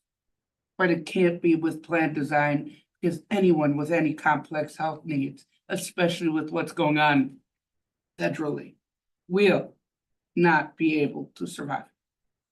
That's my view. Board Member Simpkin. Maya's up first. Board Member Pearson. Yep. So I just wanted to I asked Jennifer just on the side just about those 336 staff, like who those employees are as it relates to increasing the amount from 19 hours to 30 hours. So I just wanted to put it out there. So if you want to answer that, please. Sure. Thank you for the question. It would impact generally our hourly employees who are not scheduled for more than 19 hours a week. it would impact a few teachers who don't have a 0.5 FTE contract. There. And then the rest are who? The hourly employees, Yeah. the education assistants, food service. So I just wanted to bring that attention to her, so like when we're discussing like, I guess like who's impacted sometimes with these, elevating that usually as we see it, and I think, board member Muldrow has like mentioned it multiple times throughout the years of like, we're talking about our hourly staff and making certain decisions or changes around that. Those are usually Black and brown people who are in those positions, and how that actually like may affect them as we're making the decisions. So it's just something I just wanted to put out there when we're talking about raising it from 19 to 30, like how many of those people are going to not qualify at that point? How many of those families, how many of those rely on the district's healthcare plan? So I just wanted to put that out in the room. And then my other question is just about, I think we've asked this before, of how our insurance kind of competes with the county schools, right? Like some of our bigger county schools, because, you know, I think one thing that I've heard, although we're constantly having conversations around like, about employee wages and such like that, like just in a broader scheme, but the healthcare benefits, from my understanding, a lot of people come here because we have great healthcare benefits. And so it'd be great to just know more about where some of the other districts around us are also kind of coming at. And I don't know if we can have that information yet because we're all in negotiations probably right now. But generally how we kind of situate with our schools. So we do have information, but you're correct, it's current year data, so we don't know where other districts are in terms of any negotiation, but we can certainly share with that information. We do have information collected on Verona, Sun Prairie, Middleton, Cross Plains, Wanakee and Monona Grove, so we can put together some information and share that with you. I've also looked at MPS, Green Bay and Kenosha, so we can certainly put together. Yeah, I mean, I think it's relevant just of how we're kind of making decisions holistically. Especially as we are seeing a transition possibly just of staff like moving throughout the county. Yeah. Also as a one of the recruiting factors of folks to understand like healthcare is very important, and it's a piece that, you know, is expensive. It can be expensive, and we take on a large share of that for our employees. So that's it. One thing, other than Verona, in Dane County, a number of the school districts do offer choice between plan designs. So that is one thing that we have the two different carriers, but their benefits are different. So a lot of the other Dane County and even some of the larger school districts offer kind of a more traditional plan. And then they might also pair that with, say, a high deductible. Okay. Okay. Thank you. All right, board member Simpson. Thank you. So this is one of the most disheartening conversations we have every year.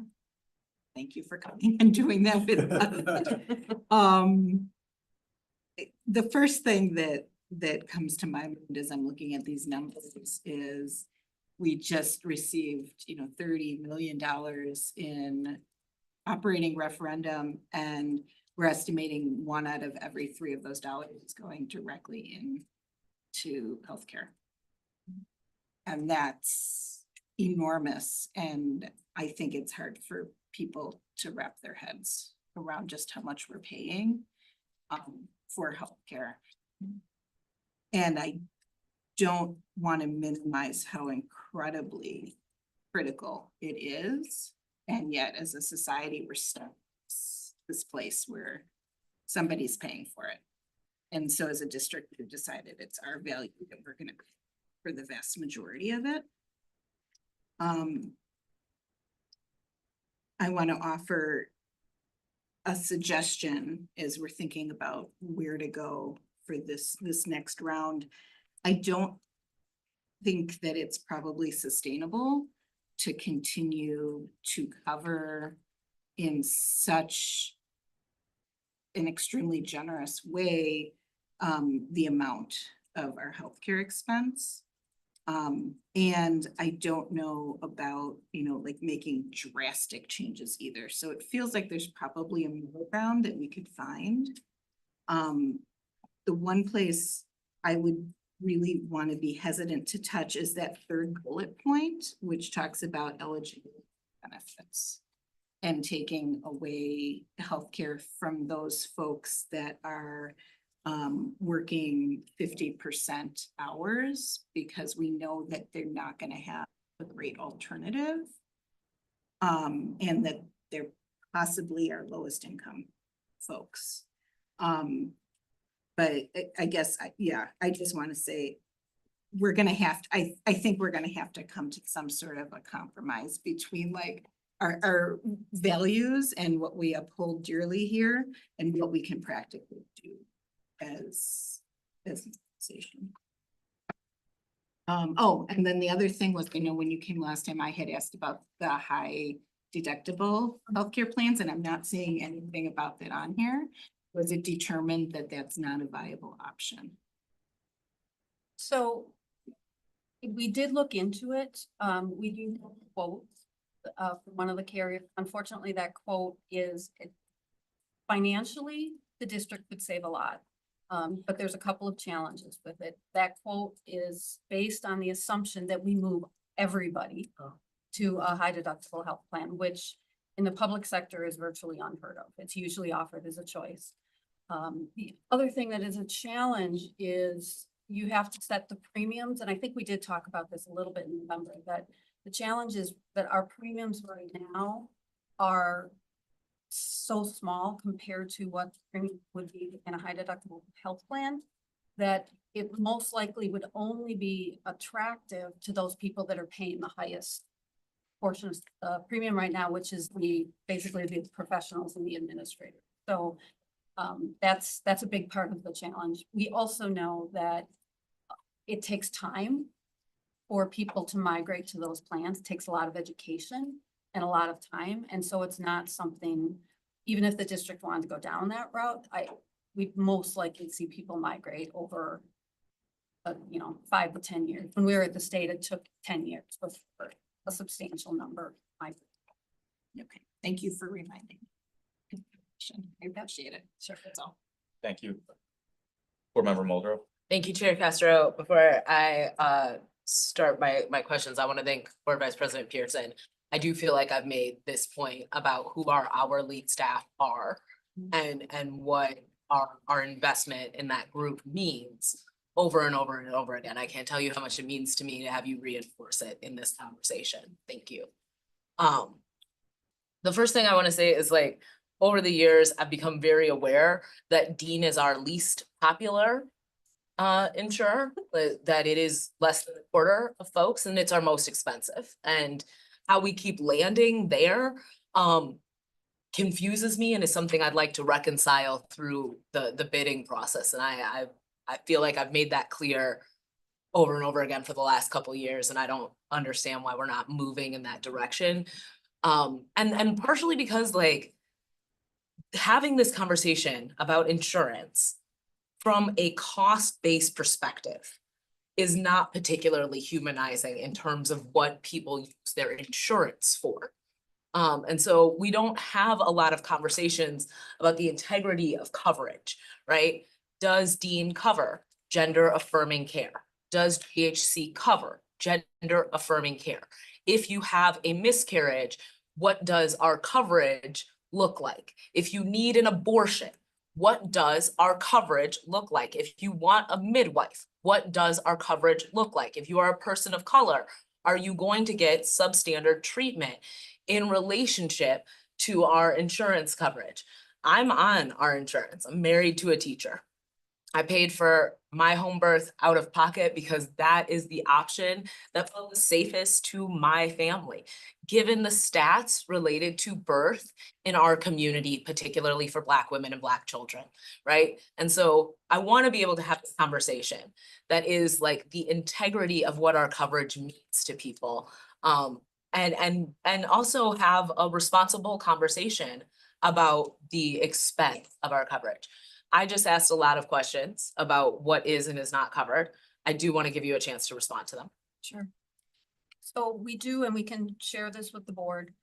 We did get information on the gender affirming care from both plans. They both use the same sources, if you will, to define or to put together their medical guidelines. So one entity is Milliman Care Guidelines, which is kind of a national, most insurance companies use their care guidelines, but they also refer to the federal government. They also refer to the state Medicaid program, and they also refer to a group called WPAT, which stands for the Wisconsin Professional Association for Trans Health, in developing their guidelines. So there's a lot of clinical data in there, but when I look at them, I would say they look pretty similar.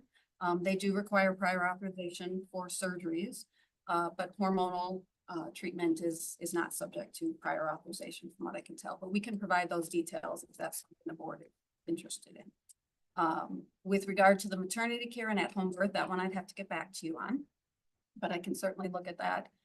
And regarding abortion care, you mentioned, so courts does not specifically exclude it. They essentially rely on the provider to know what is legal in Wisconsin to provide.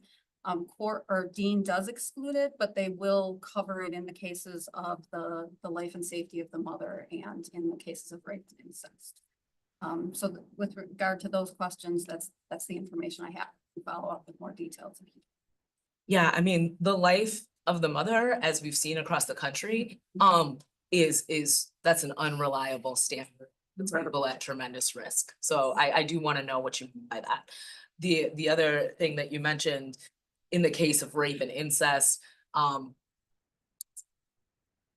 is also like deeply problematic, right? Is how are we verifying that? How are we asking people to provide that kind of information? I think compassion with a standard of incredible brutality is not compassion. And so I appreciate your answer. I want more information. Not mad at you. No, understood. You know, I think like this is about like how this group works in a greater context that is working against people's health and best interests. The other question I want to ask is really related to the idea that we would start denying more people access to our health insurance. And there's a lot of reasons I have a problem with that. But one of them is a genuine safety concern for our kids, right? I believe that anybody who works for the district, including every member of this board, should be eligible to get insurance through this organization. And I believe that because if we aren't able to access the care that we need, we can't show up in this role in the way that we need to. And so the idea that somebody who is treating their type 2 bipolar disorder or treating their diabetes or treating whatever other illness is impacting their lives may lose access to that treatment and then be expected to show up and do a good job with a group of children seems wildly irresponsible, right? Yes. Like, I want somebody to make that make sense. You have somebody who's dependent on our healthcare, who's worked for us for years, who works part-time because maybe that is an element of how they're navigating their disability. And all of a sudden that person can't access the mental health support that they rely on to show up and do a good job. What is our process for that? Rachel, I can answer that because we looked at these numbers and we wanted to know how many current employees were impacted, but this was a route that we chose to make. We would look at grandfathering who are currently eligible in as one of the options. You know, we would look at some guardrails on making that change if that was something that the board had decided to give us action to take. I didn't expect that answer and I appreciate it. I think there's an element of intentionality in saying, you know, we've cultivated this relationship with folks long-term. That answer does not meet my concern. And so although I appreciate the thoughtfulness of saying we understand kind of the current reality we've created for staff. In the long term, my point stands is like, people need to be able to access healthcare. I think there's also real concerns for staffing, right? Like if people are coming to work, our hourly folks are not always the folks who are able to call in, right? Like if people are showing up sick, if people's like ability to pay their rent means that they have to be there, being able to access an antibiotic is that much more important. And so I do think this is a conversation that is deeply nuanced and needs to be thought about both from the reality of our financial well-being as an organization and from our priorities in terms of the people who work for us and the people we serve. That's it for me, Chair Castro, thank you. Okay. Love going after board member Muldrow. Just on fire. My question is about the healthcare utilization. And if we get any information from courts or about like how that breaks down. And the reason that I ask about that is kind of in line with what board member Muldrow was talking about in terms of like people being able to call out sick. And as I've been wondering, like, do we have enough sick time for our employees? And is that contributing at all to this? So my question is, do we know anything about what goes into this usage? So we do regularly get reports from both carriers about the in particular, we received diagnosis information about our highest costs. And I would say the things that are on there are the things you would expect, things like cancer, for example, right. People with very serious conditions, cystic fibrosis, autism, are a couple of them that I'm recalling off the top of my head, which, and some of that may be family members, right? As well as could be employees. So we do know the folks, the highest cost claimants, and that is one thing that insurers work regularly at when they're setting the rates. But the other thing, which is good news, is that one of the most frequently used services, they tend to be the cheapest, but they are the most frequently used, are regular office visits and preventive care, right? So that's very important to making sure that people are able to still be in the classroom. So people are making the most of the benefit. But again, they're, preventive services, annual checkups, immunizations, things like that. Those are not the cost drivers, right? It's the expensive drugs and the inpatient care. And that's the case, even like, we've got like 2,500 people on the Ports HMO. And like a few handfuls have super high, I don't know the number, right? Like super high cost necessary treatments. Like you said, that is the cost driver, right? So like the rest of those 2,500 people's office visits and less expensive care, like doesn't add up to that. Like, I'm just kind of curious, like where's the balance? Yeah, and in general, and I feel like maybe we talked about this a little bit in November too, that there's that 80-20 rule, right? Something like 80% of individuals tend to spend 20% of the healthcare dollars, and vice versa. 20% of the people tend to cost. I see. Okay. Of the dollars. That's a good general rule in health insurance. Ours may be a little different than that, but it wouldn't be like just a completely different paradigm. Okay, thank you. Any other questions? Okay, my one question is, so essentially the district is facing $8 to $12 million in rate increases this year from our current providers. And you have provided us with options to accommodate those rate increases unless we elect to cover those through the operating budget. Right. Yes. And we'll talk more about putting those numbers in context when we get to the moment. Okay. And it's not just for this year, it's just, look at it, it's a continual cost with large increases. And so continue to pay this cost, then eventually you won't have revenues for other costs. It's about just explaining how it all fits together, the context of it all. Okay.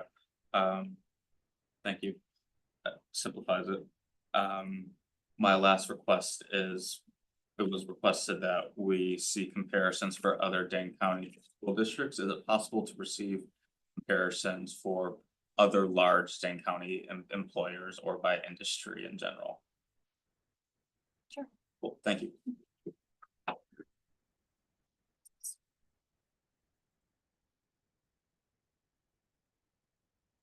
All right. I think we are good to move on. Okay, thank you. We're gonna shift right in then to the handbook updates. Angela? Yeah, yeah. You got it. Thank you, Angela. Thank you for having me here tonight, so I can give you an overview of the employee handbook and our review process that we had this year. So next slide, please. Here's just a brief overview of section 18.1 of the employee handbook, and what we do in regards to handbook updates. So we have meetings with designated representatives from the employment groups. We get feedback from these employee groups. We then had a review committee that was formed this year with all of the requests and revisions come forward to be reviewed. And then we had the employee groups determine their representatives, and then usually March 15th is the date in which we bring forward the items in which we've reached consensus unless the parties have mutually agreed. And this year the parties have mutually agreed because we've done a lot of great work to extend this. And so we're hoping to have these then completed in April. So next slide, please. Here were the subcommittee groups that were developed this year. So we had all these subcommittee groups. They did a lot of great work. They met on a regular basis. We had approximately 70 revision requests from these groups. So when I say they did great work, they have really put in tremendous effort. And then next slide, please. This is our joint review committee. So it's made up of our representative groups, MTI, trades, Group 60 and AFSCME, and then our MMSD administration. And here are the members that represent that joint review committee. They are the ones that take all of the requests that have come forward, and now they're having conversations and seeing what we can reach consensus on. Next slide, please. Okay, so here were the kind of the steps that we took this year. We had a large meeting to establish the following, and that was back in October. We created the subcommittee groups. We also created these concepts and topics in which we wanted to focus our enhancements for the handbook. So there was a retention topic and priority, recruitment and staffing, student success and excellence, and professional learning and planning. Then the joint review committee was also established. And then our step 2 was to have subcommittee meetings, and those happened on a monthly basis. And then the submissions were submitted to the joint review committee.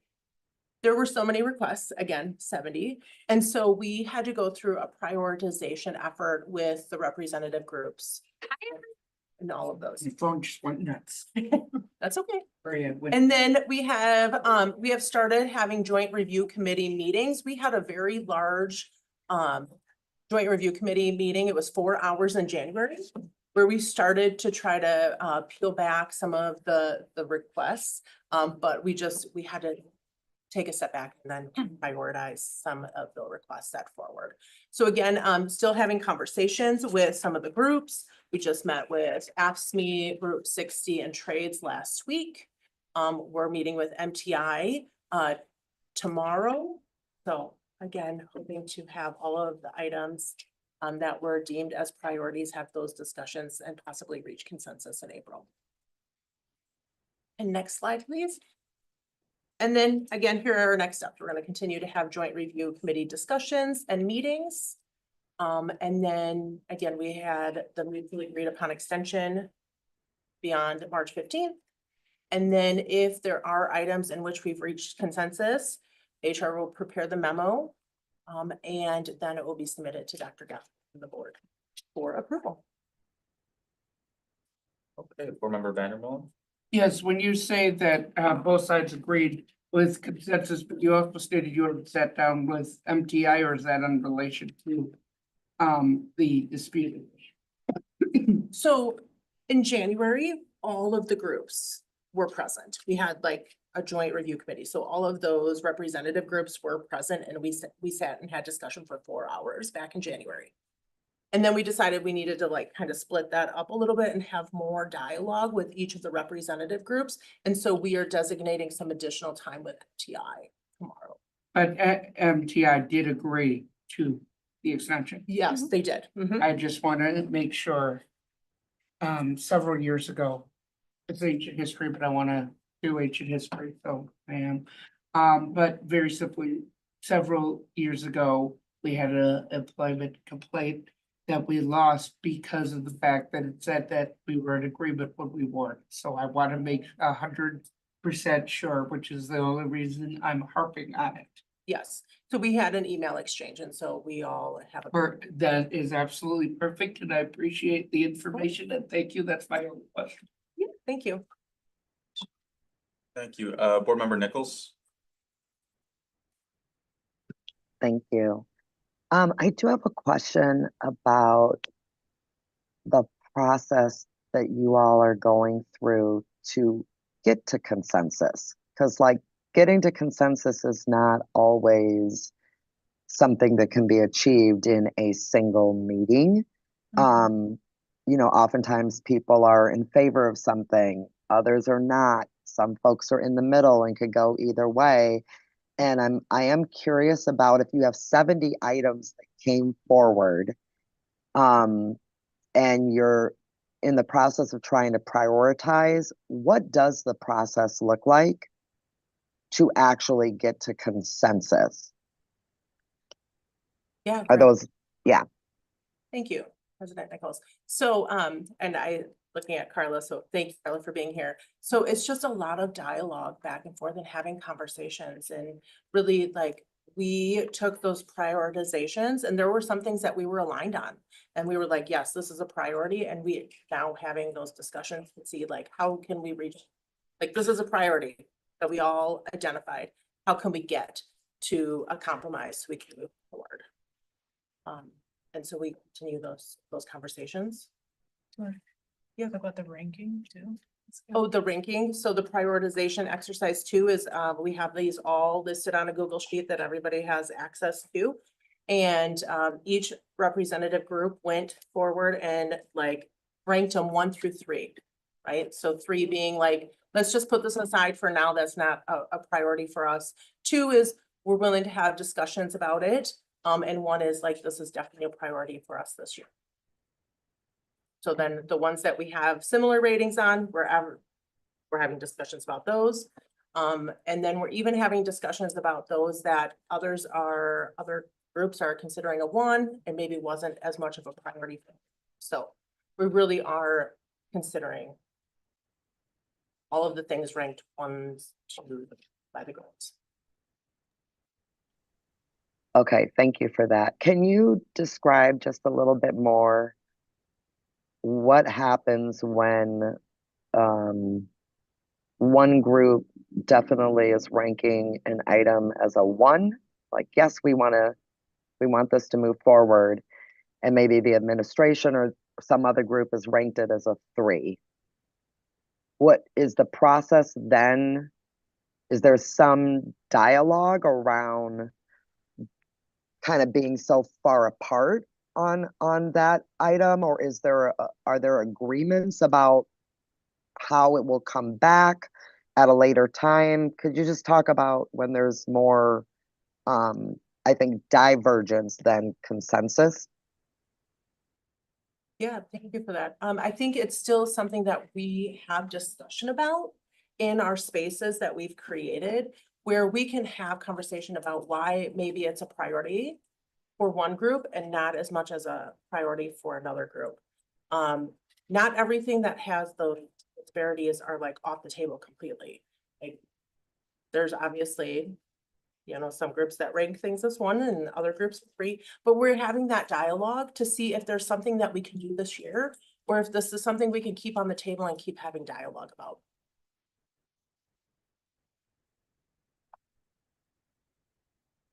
So just my last question, thank you, Chair. So once you all have reached consensus and we receive the memo on those topics and items that there is agreement on, do you all typically include some of the items that did not have consensus so that the board is at least aware of where there was interest by some, or I think that would be helpful, just to have a general idea of maybe where there wasn't consensus, but there was definitely a lot of work and effort put in around certain topics or handbook issues that maybe didn't achieve consensus for this time. Yeah, we can absolutely share that information. And we can also share like that bucket or that topic that fell into. Okay, thank you. Any other questions? Yep, Board Member Moser Feldman. Thanks. I want to agree with Board President Nichols that having a sense of which of the 70s there was agreement on would be really helpful. Can you tell me how often, like, I know I see your this one. I did see it. It says January, February, March. But like October, do you meet monthly? Do you meet as needed? What's the? So the subcommittees were meeting monthly. Okay. And then it's really hard to like get the whole group together and so their schedules can coordinate. So we actually had January and March's joint review committees scheduled out like way ahead of time. So You you gotta could do it. reserve the time. But we have, when we can make space and time to have conversations, we are like grabbing it and like having these meaningful conversations. So again, we met in January 27th, we met for 4 hours from 12 to 4. And then we met with trades, AFSCME and Group 60 on February 25th and last week on the 6th. And then we will meet with MMSD and MTI tomorrow from 4 to 5. I see. So it's not like consistent. There's like a part of the year where it's happening and then not so much happening. Like you're not gonna have a handbook meeting in May. No. Okay. Unless we want to continue to have those conversations, like if MTI and the groups want to continue to have that dialogue, we absolutely will make space and time. Right. But like the process is designed to be time limited. Okay. So I have heard from MTI members and other employees that things are going way better now than they have been in the past. Congratulations to all. I used to hear that there was no opportunity to have a conversation in handbook about anything that had any budgetary implications at all. Can you talk to me about that which I heard, and can you talk to me about like what are the parameters on topics, where they come from, and how you're thinking about them?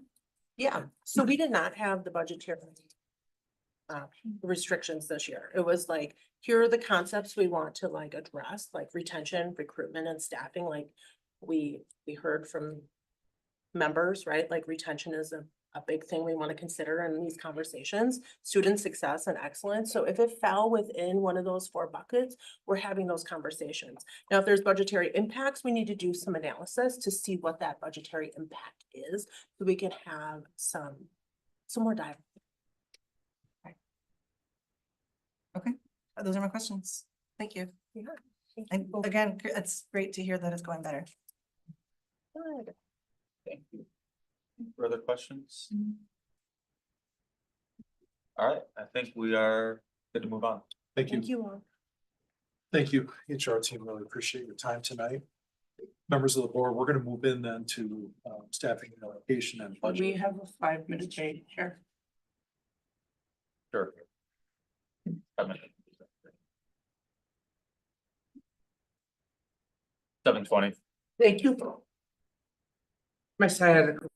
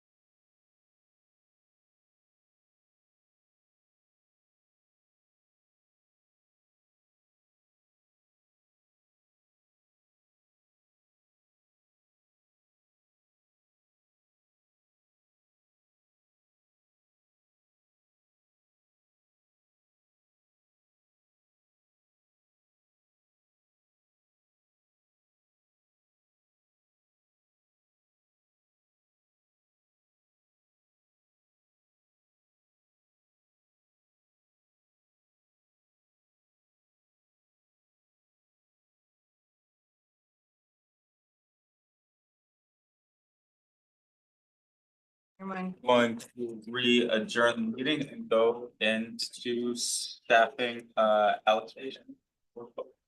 Thank you, Chair Castro, board members. So again, two sections tonight, staffing and allocation and budget, and they are somewhat linked. I know they're lengthy discussion. But I want you to think about some of the questions that might get answered or might even bring more discussion for the budget portion of it. I'm not saying hold your questions, but just know that I do see the two of them are very much to get companion to each other. I also want to share this with you. You know, as we look to create the future staffing model for MMSD, I think it's important for us to consider what the $100 million operations referendum brought us. It brought us $30 million for this year. You know, we're talking about completing this year and planning for next year, knowing that we have a guaranteed revenue source that has been anything but satisfactory or adequate for MMSD and districts all over the state of Wisconsin. There's no doubt about that.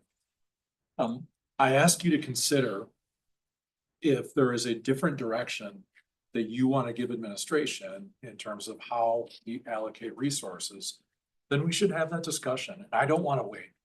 I really don't. So if you feel so compelled based on what you've heard, what you learned tonight, I would really like that direction before we leave this meeting. That's my ask. Of course, I can't direct you to do anything, but it really will allow our team to plan in a way. It will allow us to get communication with our buildings. It will allow us to determine, to see where we're still a little bit short. Because I also want you to know that we've had 2 rounds already of reallocating some resources. And I don't want to say that means everybody's made whole. I don't want to say that at all. Some buildings, in fact, increased quite a bit based on a number of factors, whether it was special education difference in allocations or just enrollment increases. The other thing I want to share with you is this last couple of weeks have led me to think that it is time for us to get a better process for allocation. And this is not pointing the finger at anyone. It's me taking responsibility to say, I want it to be better. I met with a group of principals, elementary principals this morning, and got some good feedback from them. I think just the fact that we now have a strategic enrollment team for MMSD, we have some really good information. We're learning a lot about the systems that we have in the city that we reside in, that we can have discussions about enrollment of buildings before allocation. It should be part of the way that we look and monitor and work together in our district. Title I, you know, there were some changes and I want to get communication out to people in a better way. Special education comes up in just about every single meeting, and just having a better shared understanding of how resources are allocated and the needs of our children. ESL, the same, you know, making sure that we are putting the resources in the right schools to serve the students who need them the most. And lastly, just in terms of how we can use this dialogue for also areas of importance. You heard 2 of them loud and clear tonight: music at a couple of schools and bilingual support in others. And that doesn't mean that there aren't other areas too, but when volume is amplified in those areas, it should cause us to think, what could we be doing better? How could we better respond? How could we be more proactive? How could we be more collaborative? So I think that, you know, you look at throughout our school community, there may be areas of importance that either are going unmet or that schools would like to build, and we should work together towards how to best do that. Lastly, I'll share with you, housing has come up in a few of the emails and a few of the comments tonight. It is it's pretty apparent to look around the city and see that there are a lot of changes. But there are 2 ways that housing impacts our enrollment. One is children move from school A to an attendance area to school B. So there's an intermigration of students within the district. Now, one would say that we should move resources with students. The problem is that our students don't travel around in packs of neat 25 by grade level. It doesn't work that way. They don't all go to the high school and fill out course requests for the exact same courses. They may need different courses to graduate. So there is the need for a lot of nuance in the way that we program students and the way that we want to do that in a respectful, relevant, meaningful way as well. So that is one thing. The other way is new students to Madison. I'd like to believe that we are a destination city. Every indicator I look at shows that this is a place that people want to be right now. There's factors out of our control that may prohibit or inhibit people from doing that, but we should be prepared in this way for new families, perhaps new children, to come to Madison as well. My point in saying that, though, is that it's difficult for us to plan on students to show up, and then we have buildings that are over allocated, and then we move resources. And I'll just be honest with you, both my experiences here in MMSD and other places, it doesn't always work that way. Where if you're over allocated by numbers, by the way that we allocate, a lot of times that just kind of stays. And you know, and then we have a number fluctuation another year, and pretty soon we have these big swings. And I feel like we get in that cycle sometimes, where all of a sudden we try to right size, and it's like a huge variance between what the resources say by our allocation guidelines, but what the practices have been. And I just want to get us to a place where we can work together towards this, so there aren't those giant surprises. And it's going to be difficult. I mean, the growth of the city is going to bring some complexity, but if we work together, I think we can, I know we can use it to our benefit. We can create sustainable resources, both in our enrollment staying strong, stabilizing and even increasing, and making sure that schools have what they need as well. So I'm going to ask you a few things. One, if you are to give us different direction tonight, there are a few caveats I just want you to think about. You don't have to respond now. I'll let you take in the presentation and just think about, you know, these points. I inherited a structural deficit for its budget. We are deficit spending by design, meaning we are spending more money to provide the services that we do than we have revenue coming. And that amount you'll hear from Bob is 22 million for this year. For a few of the other variables that are all impacted with revenue, available revenue that we have for our expenditures. And you can see we're still in somewhat of a challenging time, but we have a good future ahead of us because it's predictable in some ways. Okay, enrollment isn't always predictable, but we're already breaking that trend. It's a really good sign for us, a really good sign. The other one is that we have already reallocated close to 50 FTE in working with our buildings. What you heard tonight, our associate superintendents and a lot of our district team heard much louder a couple of weeks ago when that first allocation went out. So some adjustments have already been made, and that's not uncommon. That's not uncommon. I was a principal in this district, and I know, well, in my time, you got a brown envelope with hard copies. I know what that felt like to receive that information and say, wait a minute, this does not match what we need. And I knew who I was calling. I knew who I was advocating for. So that part of it isn't new in terms of responding to the allocation and seeing if there are any other ways that you can provide support for your building. Okay, so we have to let that process, that part of that is part of the process, part of the ongoing collaboration. So I do want to let you, any FTE were reallocated. Perhaps not all. In addition to that 50, remember, we grew in some places too. Some buildings went up quite a bit. We're also likely to need enrollment adjustments as we move on. We just are. You know, for example, this year Kennedy is overcrowded. We moved 4K for next year to Albion to accommodate for some of it. I look at that as a potential short-term move, depending on the work that we need to do about studying some of our boundaries, reviewing some of our boundaries. It's time that we do that.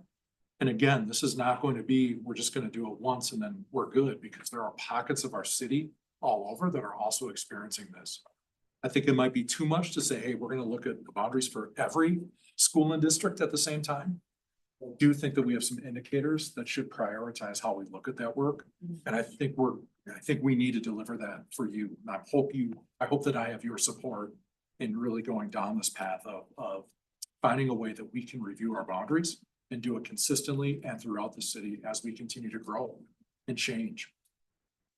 And then lastly, I will also identify and consider the reallocation of resources that we have at the district that are not school facing. If that's the direction of the board, I need that charge so I can get this work done. Our schools, you heard it, it's important to them. And I do not want to delay or belabor this kind of work. I need your direction, your support, your guidance, and we will deliver. And I don't want to be back in the same place in the future if we can avoid it. I'm grateful to the Madison community for passing that referendum. It's unfortunate how people feel in some ways that it didn't quite meet their expectation with how it feels right now. I'm not here to litigate that at all. I just want it to be better. That's the commitment I give to you, Board of Education, and our entire community. So let's get started tonight with some additional information. I think it will help you kind of understand from our perspective what we're faced with right now. And then think about some of the things that I shared with on any additional direction that you would like to give administration, if I might request that from you. So with that staffing allocation process, who is going to take that first section? Yeah. Turn it over to Bob. Thank you, Bob. Thank you, Dr. Gothard. I want to start out, we can go to the next slide. So just some overview comments to continue the conversation about what our existing allocation process is that has been developed for several years. And in essence, it says we needed a tool to implement the board's class size policies. And so we make an attempt to take enrollment projections in mid-December, take what the allocations are in mid-December in terms of this year, and then use the model to meet the board's class size policies. Our target is always the optimum class size to the grade bands, recognizing the board has a minimum size, then a maximum size. And so in real simple terms, that's what the allocation process is. That's the starting point, to take enrollment projections, apply the board policies across the school, across the grade band, and come up with that pattern. Dr. Gothard mentioned the many changes that have been going on the last 3 weeks. Talked about possibly improving the process and making modifications to it. But in essence, that's what the allocation model does. So go to the next slide.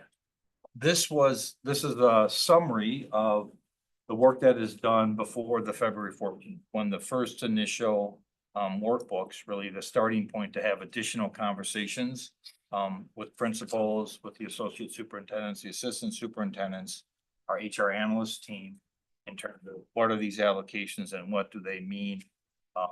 We asked the groups to take a look at those and work with them for the last 3 weeks. And Dr. Gothard mentioned the reallocations that have been going on. I talked about, we'll start on the left, we talked about in December, what is happening at the time. So we run through the workbook model, and I mentioned enrollment projections, class size parameters, which are set up through AGR and non-AGR, Title I dollars, special education, and then DLI and bilingual, right?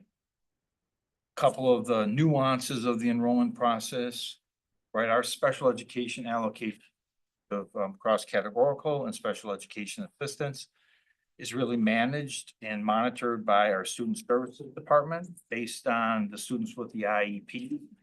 What our formula says is necessary for those allocations, those needs. And so any requests or changes to cross-categorical and special education assistance is run through the student services and team there. That's also true for DLI and bilingual, also true for Title I and the budgets that have to be approved and formulas that go up. Okay, so that's part of kind of the factors that go into the current book allocation process. And then the review is, I go back. Then we go to kind of the check, which is we do the comparisons year to year, right? I want to talk a little bit more about the year-to-year comparisons and what that means. We mentioned class sizes. I mentioned Title I. I mentioned looking at new or continuing program reallocations. We'll talk a little bit more as we go through about some of those focus areas in terms of DLI, trying to establish base programming from year to year in terms of having a good base, AVID, and then 4-year-old kindergarten. the comparisons that we talk about in terms of the allocation process is it's best to think of, because it is not a static, set in stone number in terms of allocations. We have a process that really is only shut down at specific times of the year. What I mean shut down is it's only times of the year where, like right now, going through the surplus process, going through any notices under state law, setting budgets as we move into. We're not allowing conversions at this time, so they're shut down until May 1 in our process, right? But then when that process ends, principals can request to make conversions. If they're having a hard time finding, for instance, I'll do simple ones. A CC teacher has been vacant, they may request student services to take a look at that and say, can we convert that one CC teacher to 2 SEAs? And so what that does to the FTE allocation count, it takes what used to be 1 yesterday and adds 1, so you're increasing the allocation. The reverse can be true, right? I have 2 SEAs, I want to convert that to 1 CC teacher. So a school could have 2 allocations, but it becomes 1. And that's a good thing because it allows principals the flexibility to meet the needs of the students at that individual school group, right? So that's part of the process. Now, so I just, because when you try to start wrapping your head around some of the numbers, it's not like it's 100 and now it's 90, or it's 100 and now it's 110, and it never changes, because it really does change in terms of to be able to give principals the flexibility to request and talk about changes. You have to have that process to allow a conversion process. So we do have a process and that operates. About 100 conversions happen from when we opened the workbooks in mid-February till we closed them last week in terms of the allocations, in terms of processing conversions and requests. So there's a lot of movement where numbers can change, which I think is part of what's been going on. Someone literally and truthfully heard a number and then it changed through the allocation process. So a belief that reductions of 9 were happening ends up being 2 or 3 or some other change. And so, and I think I say that because people are getting the information based on a point in time and they're reacting to that information. But the information and the facts, the data can change in a real short period of time. So then the final process is what we talked about that happened from February 14th to last week, March 5th. And that's that review process that I was talking about in terms of who's all involved in those reviews of conversions or allocations, or looking at the factors that led to the original allocation, trying to take student enrollments and applying board policy. Okay, Jesse, thank you. And so this is what I call a snapshot. So I'll tell you, when we were having this conversation a year ago and we're looking at 24, 25 allocations and we had a total, it's considerably different than the total we're looking at today because of the realities of the conversion tool and the conversion process in terms of changing the number of allocations. But as of mid-December, the base allocation in 24, 25 by the bands were the numbers that you see there on elementary and middle school and high school, and then a total. And so the 25, 26 workbook allocation is what existed last week when the workbooks were closed for processing in terms of the end of phase 1, where people talk about the conversion process, the allocation process. It's put on hold now to be able to meet our obligations of contracts, meet the obligations of surplus, and the reallocation of the resources. Again, based on student enrollment projections and meeting the needs of the students. And then the change column, which has been mentioned, reduction of 3 FTE at elementary, an increase of almost 21 at middle schools, and a decrease of 11 district-wide at high schools, or a net increase of allocations on the FTE of 6.67, and then the percentage changes. Go to the next slide, which is really new for us, right? The only time we really have ever talked about these kind of classifications in terms of the the operations work group, I believe, is when we do the fall approved budget. When we list the total allocations, the dollar amounts, we try to give the specificity in the details. But because of a lot of questions, and concern and legitimate, legitimate questions raised about what's happening with these numbers. We provided a screen on elementary. So it breaks it down by classifications in terms of, again, a snapshot of the allocation workbook in December compared to 25-26 allocations of last week, and then the change. In total, again, this is just taking the totals from the slide before up on top. Elementary school minus 3.121, which is a 0.2% decline in elementary allocations. Okay, so then we can go to the next one in terms of the middle school allocations. The same layout, middle school now, in terms of the workbook classifications, 20.819, again on top, summary for middle school. Overall, an increase of 3.26% from that snapshot of this current year workbook allocation compared to where we are projecting moving forward into 25-26. And then the number change and the percentage change by those classifications. And then finally, high schools, the same way. The subtraction of 11.028 at the high school level by FTE, which is a 1.46% decline. A little bit on the classifications, it's hard to read, but it is similar classifications, as I said, that we use in the budget book that's approved in the fall. There are lines that specify IDEA, which is the federal special education funding. There's a separate line that talks about special education in terms of CC teachers. That means really state funded in terms of our general fund, and then reimbursement through the state in terms of that categorical aid reimbursement. And then the last line is the Title I allocations, which primarily is driven by the Title I allocation in terms of the federal funding sources. Districts, we'll talk a little bit more in detail on that in the next slide, use that Title I money differently in terms of school building levels of how they're meeting their needs. But again, it must be approved by our federal and state program, and Cindy and her team in terms of it has to be used for economically disadvantaged students, and it has to be part of an approved budget that we have to get approval from DPI and the federal government in terms of the use of those dollars. They're restricted uses. Okay, next slide. I want to talk a little bit about some of the initiatives that we are doing and what was started. In terms of the early literacy targeted strategy for K1, AGR school, 15 to 16 students in non-AGR school, achievement guarantee reduction, basically the old SAGE small class size program that was defined by the state. Class sizes of 17, 18. If the next slide.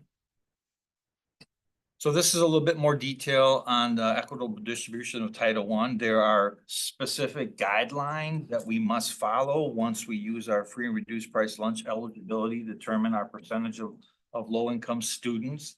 Then we have to review the schools and the children that are attending, and we're restricted on how that money goes to the different schools.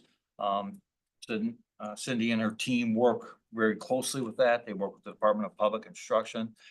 So it's good federal dollars that are used to support the needs of students that are economically disadvantaged. It's a critical piece of how we're meeting the needs of students. And then next slide. A little bit more in terms of what was a practice began last year, and that was to make the high schools eligible for Title I allocations for targeted assistance, again, based on their enrollment of economically disadvantaged students. And then just, this was a reminder that I've already talked about in terms of how them special pots of dollars are used in the workbook and the spreadsheets, right? So again, a way for the allocation change based on Title I funding and based on uses at that individual school. A lot of factors are in play and are moving at the time. Okay, let's see. Now, final, and we'll open up to questions and anything else, but so at the point of where we are in the budget, and that's the next group talking about the 25-26 budget, because you know how I am, I like to put things in context so we understand what we're talking about, where at least where I kind of see it fitting into everything. The workbook process is really the base for the Board of Education to look at 25-26, right? Like last year when we were looking at it and said we wanted to provide smaller class sizes for K-1 literacy, which required additional resources of the base, and the board had to approve that. That will be an ask also. Like we expanded 4-year-old kindergarten and had the change in terms of trying to staff up at 4-year-old kindergarten and adults in a room, providing an EA, SEA coverage. That's really what happens from now till you approve a budget in June, and really we'll talk more about where I'm looking at 25-26 is we have more things that are uncertain and unknown at this time than we normally do. And so I want us to start really thinking about, yes, we're gonna have a June preliminary budget and we're gonna ask you to approve a budget, but I really think we have to be thinking, we might be coming back a couple of times between June when you meet in October, right? Because the federal changes, which we'll talk about, state changes that are unknown, and the direction on, do you want us to relook at the allocation? But it's really the base for you all to say, I would like to do some more targeted relief in some other areas. So that's how I fit it all into our budget conversations. Okay. Thank you. Just a reminder that there may be pieces of information that will be answered by the next portion of the presentation, but having said that, board member Vandermillen. Yes, I'm gonna address this, to Dr. Gothard's questions and to my fellow board member. I do believe we need to change the allocation process. I think that solely relying on numbers, not how kids are reacting to those numbers, I think can be problematic. I can't tell you how to do it, but I can give some suggestions if you would like. And I mean no disrespect on it all. But I think we have to, one, consider hard caps on specific Title I schools, especially in the area of literacy. That's my opinion. I don't know what my members think. I can't ask them until now, but that is my belief. Secondly, in order for the board to be able to truly collaborate, we have to see the numbers before. I'm not trying to take work out of principal's hands. I'm not trying to take work out of anyone's hand. I'm trying to collaborate and make it so the information is shared so that there isn't issues with transparency. And I think that it needs to be done. I found out more on what we were allegedly cutting in presentations today than I've heard in years, between the information you gave, which was good, but I could have used a lot more of it, and what we heard today than I have heard in 70 years on the board. But I think it can still be better if we are equal partners on this. That's my strong opinion. Think that it needs to be stated that the board isn't voting on these. We suggest we make decisions on class size. We eventually vote on the budget, but we don't vote on the individual allocation. I think it needs to be stressed because I don't think people understand that.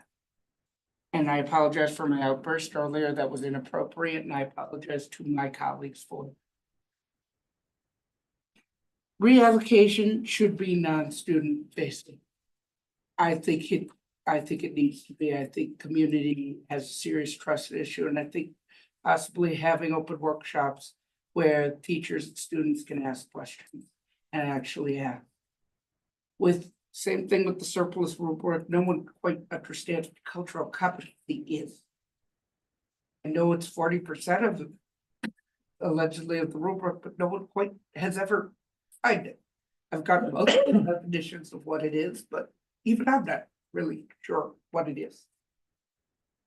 I think we need to restore the school facing cuts right now, a lot of them. Because right now I got a lot of panic teachers. I got a lot of panicked staff. We're going, how, we heard it tonight with how am I gonna pay my mortgage? How am I gonna do this? There are people who don't understand. Or at least find ways to explain that, and AGR classes need to be looked at size-wise with the hard caps, which I stated, but also art and PE, I'm sorry. As someone who always had a dodgeball thrown at my head, I really don't want a 40-person PE class. Because that's what we do. And someone is always going to be the target. So it might be easier to just at least 35 or 30, 40 kids, elementary school kids, for heaven's sakes, middle school kids, in one gym class at once can be Lord of the Flies. And I'm sorry, but that could be rather difficult. So those are my strong opinions. I respect you, Chair, for allowing me to state them, and that's all I have. Board Member Simkin. Bob, I have a couple of questions before comments. I'm noticing when you are giving the percentage of change. At the elementary school, there was a 0.2% lowering of FTE throughout all of our elementary schools. For middle schools, it's greater, it's 3.6 throughout all of the elementary schools, and then high schools, it's lower, it's a lowering of 1.46. Do you have an estimate of how many students, like the percentage of change of students in each of those categories? Yes, with a asterisk, right? But we could talk about the process, right? We identify enrollment projections, but then said from February 14th, when we started talking to schools, we were talking to schools about, this is what we're saying. Do you have more recent information? It's kind of like, Dr. Goff was talking about the process that exists right now. The process that exists right now is to take a look at the enrollment in December, right? So we can go through the whole process, the whole model, do all of it, kind of work open, it's mid-February, right? So I think part of discussing the process is talking about the timelines, which are really dictated by state law in terms of contracts and renewals. We back it up.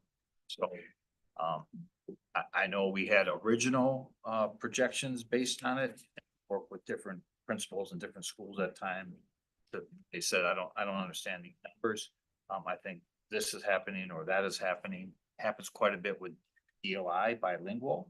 Leah and her staff have much more current as it's happening numbers. So that's an area that we're always updating as we go through this process, but we do have baseline numbers, yes. Okay, so is it fair for me to assume that we're expecting a small drop overall in elementary, an increase in middle school, and a small drop in high school? Yes, there's definitely an increase in enrollments at middle school and trying to work with the optimum policy of the board at middle school. Our enrollment projections are showing a large graduating 12th grade class this year coming in with a much smaller 9th grade class. Mm-hmm. And that drives the base allocation model to begin with.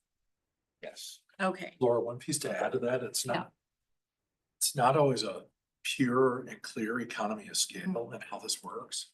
I mean, it could be a couple of schools that have a really big deviation and that impacts that 0.2% in greater ways as well. So it's not just one simple equation that leads to a reduction or an increase. It's kind of school by school and then factored up. Okay. So I'm just gonna add a few of my thoughts because you're asking for a little bit of direction here.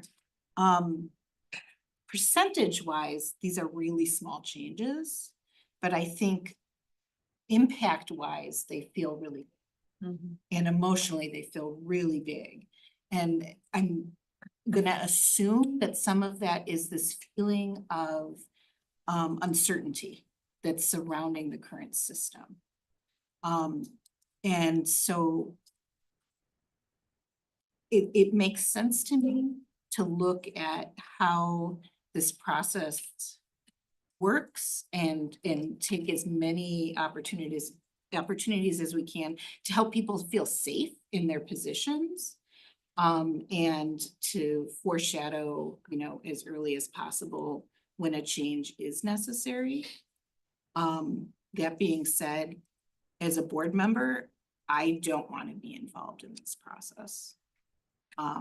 Currently, we're not. It feels like that would complicate it to a point.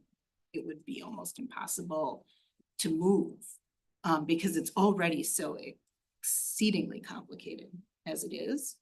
And then if there's, one of the questions you asked was around the redistribution of resources. I think I'm always interested to hear if there's suggestions of programs that aren't showing value within our schools that we're spending money on, or administrative costs that aren't as valuable as an extra teacher would be in a school. I think that's always good information to know so that we can respond to that and reallocate resources whenever possible right back into classrooms. I don't, in my mind, know, like right now, I wouldn't have any suggestions for either of those. But if you do, I think I'd be really interested to hear what those are. And I do not have a list to speak from tonight, only the willingness to really scrutinize how we're allocating resources. Thank you. That's all for me. Thank you.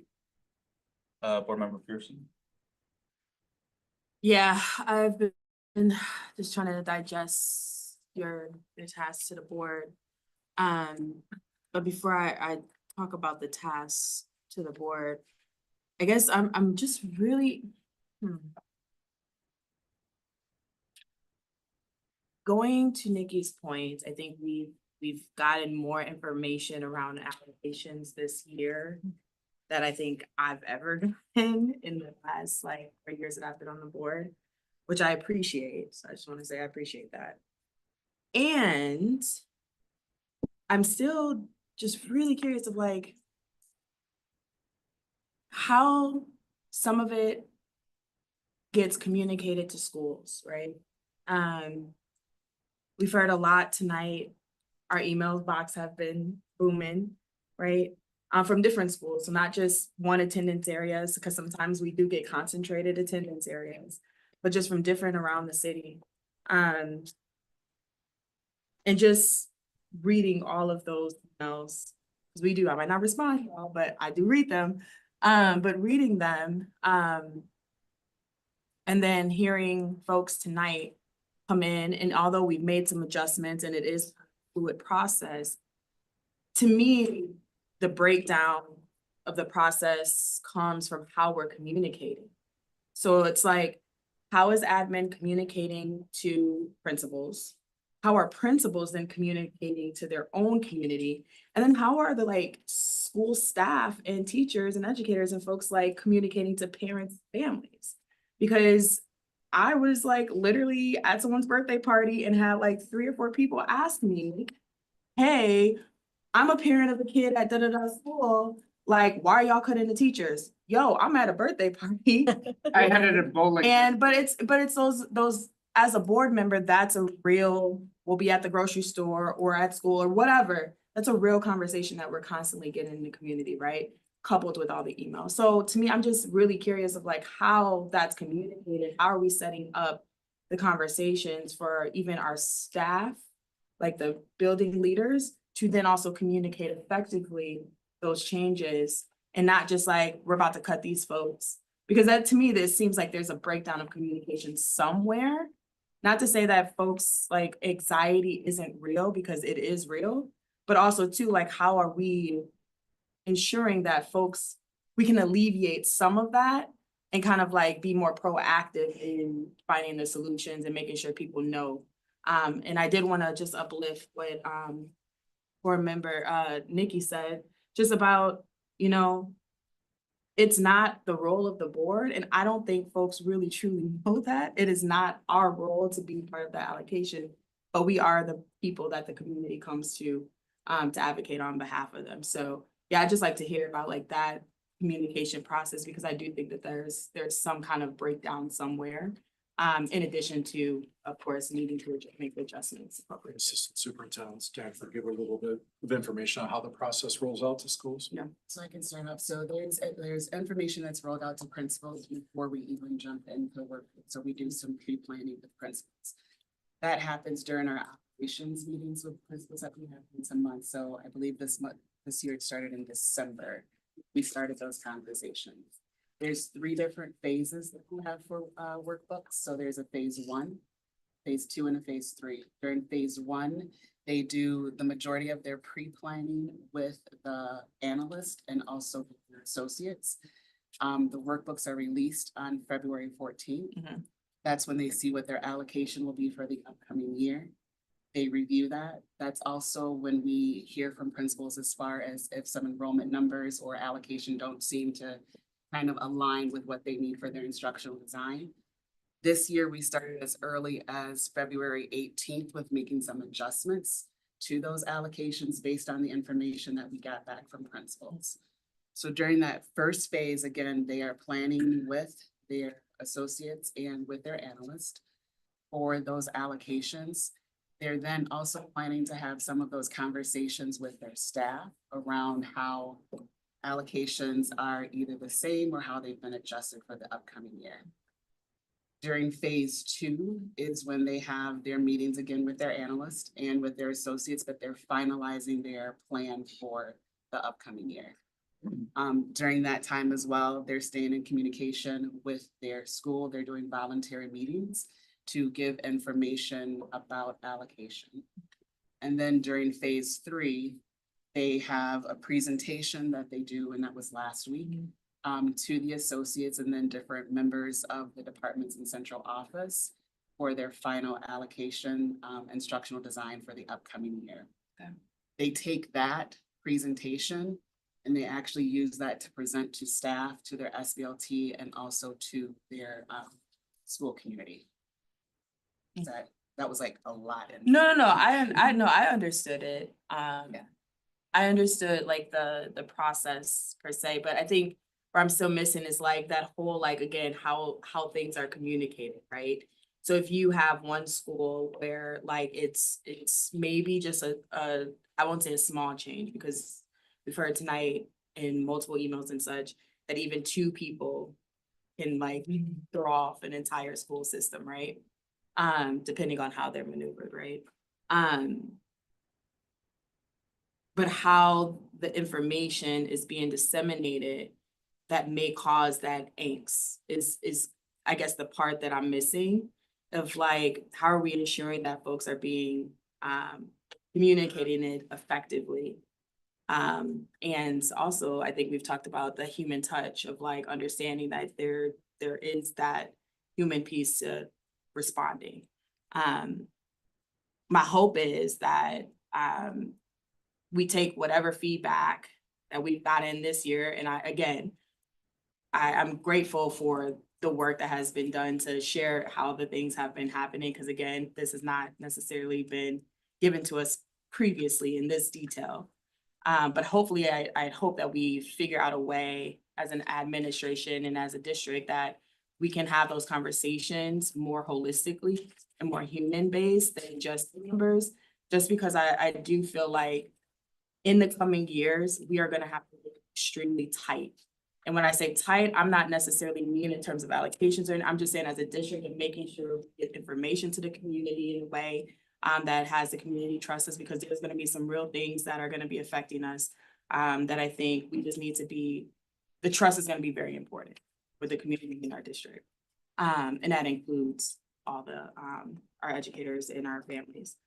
So that's what I would say about that. My other question is just about this stop do list. Thank you, Laura, for bringing that up, because I think we've talked about this also my 4 years of being on the board, of what are the things that we are currently doing that we should just not be doing anymore, that we are constantly investing in, that we need to like not do anymore. I think now that you are here, Dr. Gothard, we have the opportunity kind of like figure out like those pieces and how we're kind of analyzing what is good, going well, what is not going well, what do we need to stop doing so that we can actually make data decisions, data-driven decisions, because that's important for me to be able to do that. And I think that the board has asked multiple times of like, what are those things? And again, to my point earlier, of like, because there's going to be decisions that we're going to have to make be more tighter, right? That we just, as a system, just need to do better at just being strategic but at the same time, including those pieces around like like our students, what they need, in supporting those decisions. So it would be great around that. And I know that we're going to have a more budgetary piece to this conversation soon. But if there are suggestions of things that you all feel like we just should move away from doing, I think that would be very helpful for the board. And then the last little piece I would say, just from you asking us to think about this idea of reallocation, I guess I would put it back on to you, Dr. Gothard, to ask you, like, just how you conceptualize the allocation that has already been decided on, and maybe gather some thoughts of, as a superintendent, what are some thoughts about how that possibly can happen, or even just your thoughts about if we should.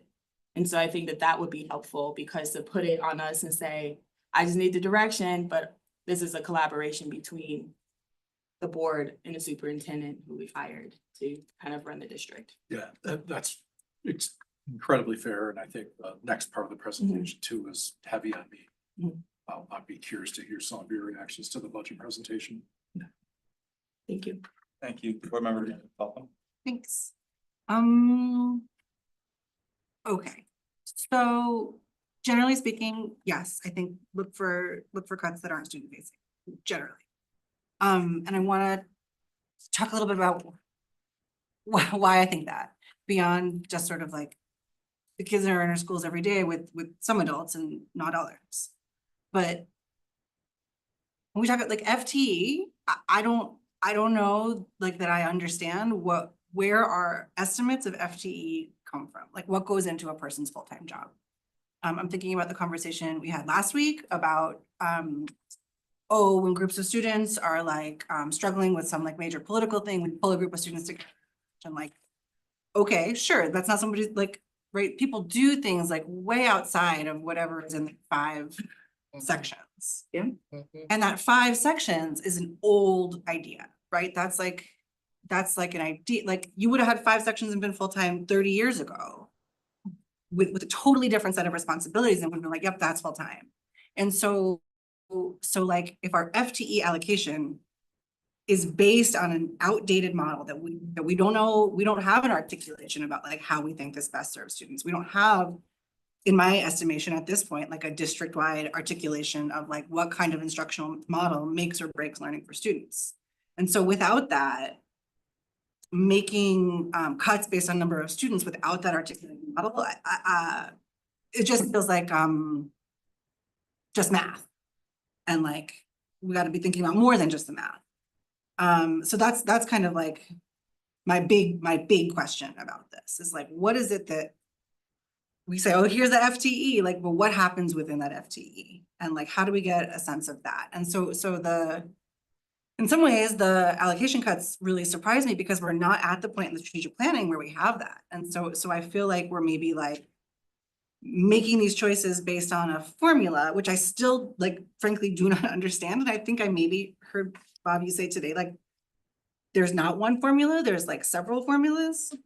And it just doesn't feel to me like that's based on our understanding of what students need to learn. So that's my like big question. I do have questions about the surplus rubric. I heard the process by which sort of principals understand their allocation and communicate that and negotiate that with the associate soups. I didn't hear by what process a principal evaluates all of the people in a building on this rubric, what goes into that, how that gets done. And I think that's super important. As far as I understand, people are not allowed to see their rubric. As far as I understand, people have never seen the rubric, period. And that feels to me like a big ick. What else? I would be curious about like how many people we have teaching overloads on a given year. Like, are we consistently underestimating how many sections we're gonna need and like where the enrollment numbers come from? So like we heard from people tonight, like this is consistently underestimated. We heard tonight, like, what about these housing? And I don't know the details on that. So I'm curious about where that discrepancy is coming from. The other things I'm thinking about are like school stability. And I'm thinking about, it happened, I think, twice in the past year that we had people from schools here talking about what makes it possible for them to succeed. Once talking about like maybe it was like Lakeview, talking about their student services, like Heart Center, and how it's like one person developing that relationship who does all the calls for a particular student or all the needs for a particular student.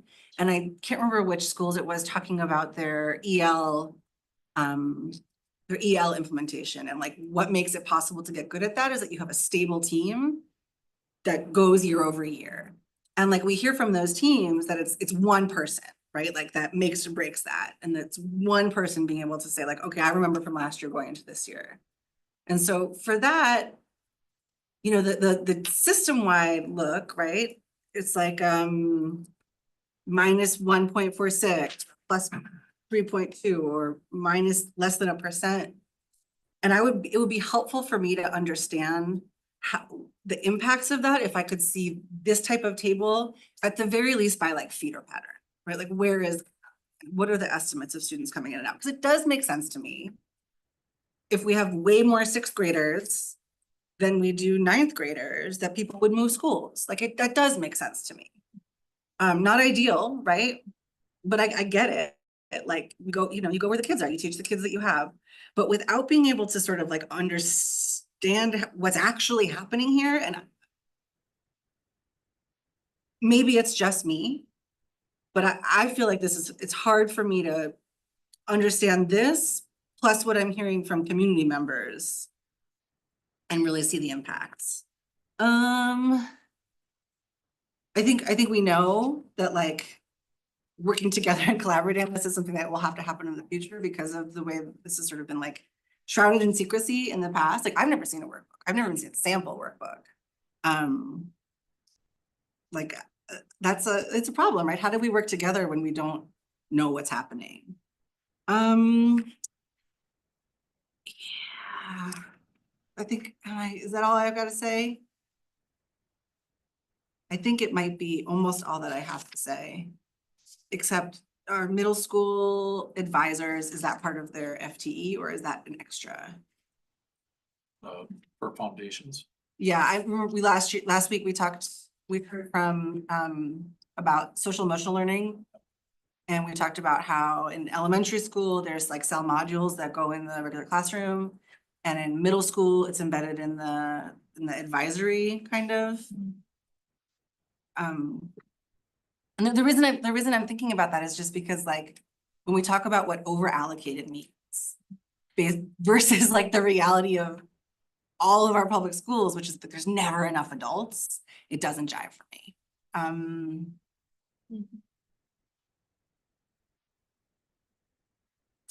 That's just my perspective. Yeah, that's it for me. Thank you. Yeah, I'll go ahead and go. Just saying this out loud to help myself and hopefully others think about it this way. We knew NY, like right now at this point, I am cautious about telling you to redirect because we have to juggle this decision with other big buckets in the budget. And so the broad budget narrative, as I'm conceiving it in my head, is that we knew going into this year, regardless of whether we pass the referendum or not, that we would be in approximately a 22 million budget deficit. What's also true is that last year, as I understand it correctly, we broke kind of from historical practice that we held constant staff allocations regardless of projected enrollment. This year, we are resuming that practice, probably because of the budget deficit. What's also true is that we just learned that we will have $8 to $12 million in healthcare increases. We also have to incorporate COLA, other equity initiatives, step and lanes things to kind of make this budget fit together with very narrow margins. So I'm still trying to take in all the information and consider these priorities, which are important to all of us, but how do we kind of satisfy them all that we can in like this era of manufactured scarcity in public education, especially with, you know, uncertainty at the federal level, some fear. So that's where I'm at with this. Question specific to the workbook. Something that I don't see on this are the number of unallocated positions. Can you tell me what is the number of unallocated and why it's good for the system to have unallocated in general? So going a little back on history, so in 23-24, the board added about 25, a little bit more than 25 of unallocated positions into the system. And normally at the start of the 24-25 process, if we would have held true to the practice of the board, the administration, we would have backed those 25 unallocated out of the base before we built 24-25.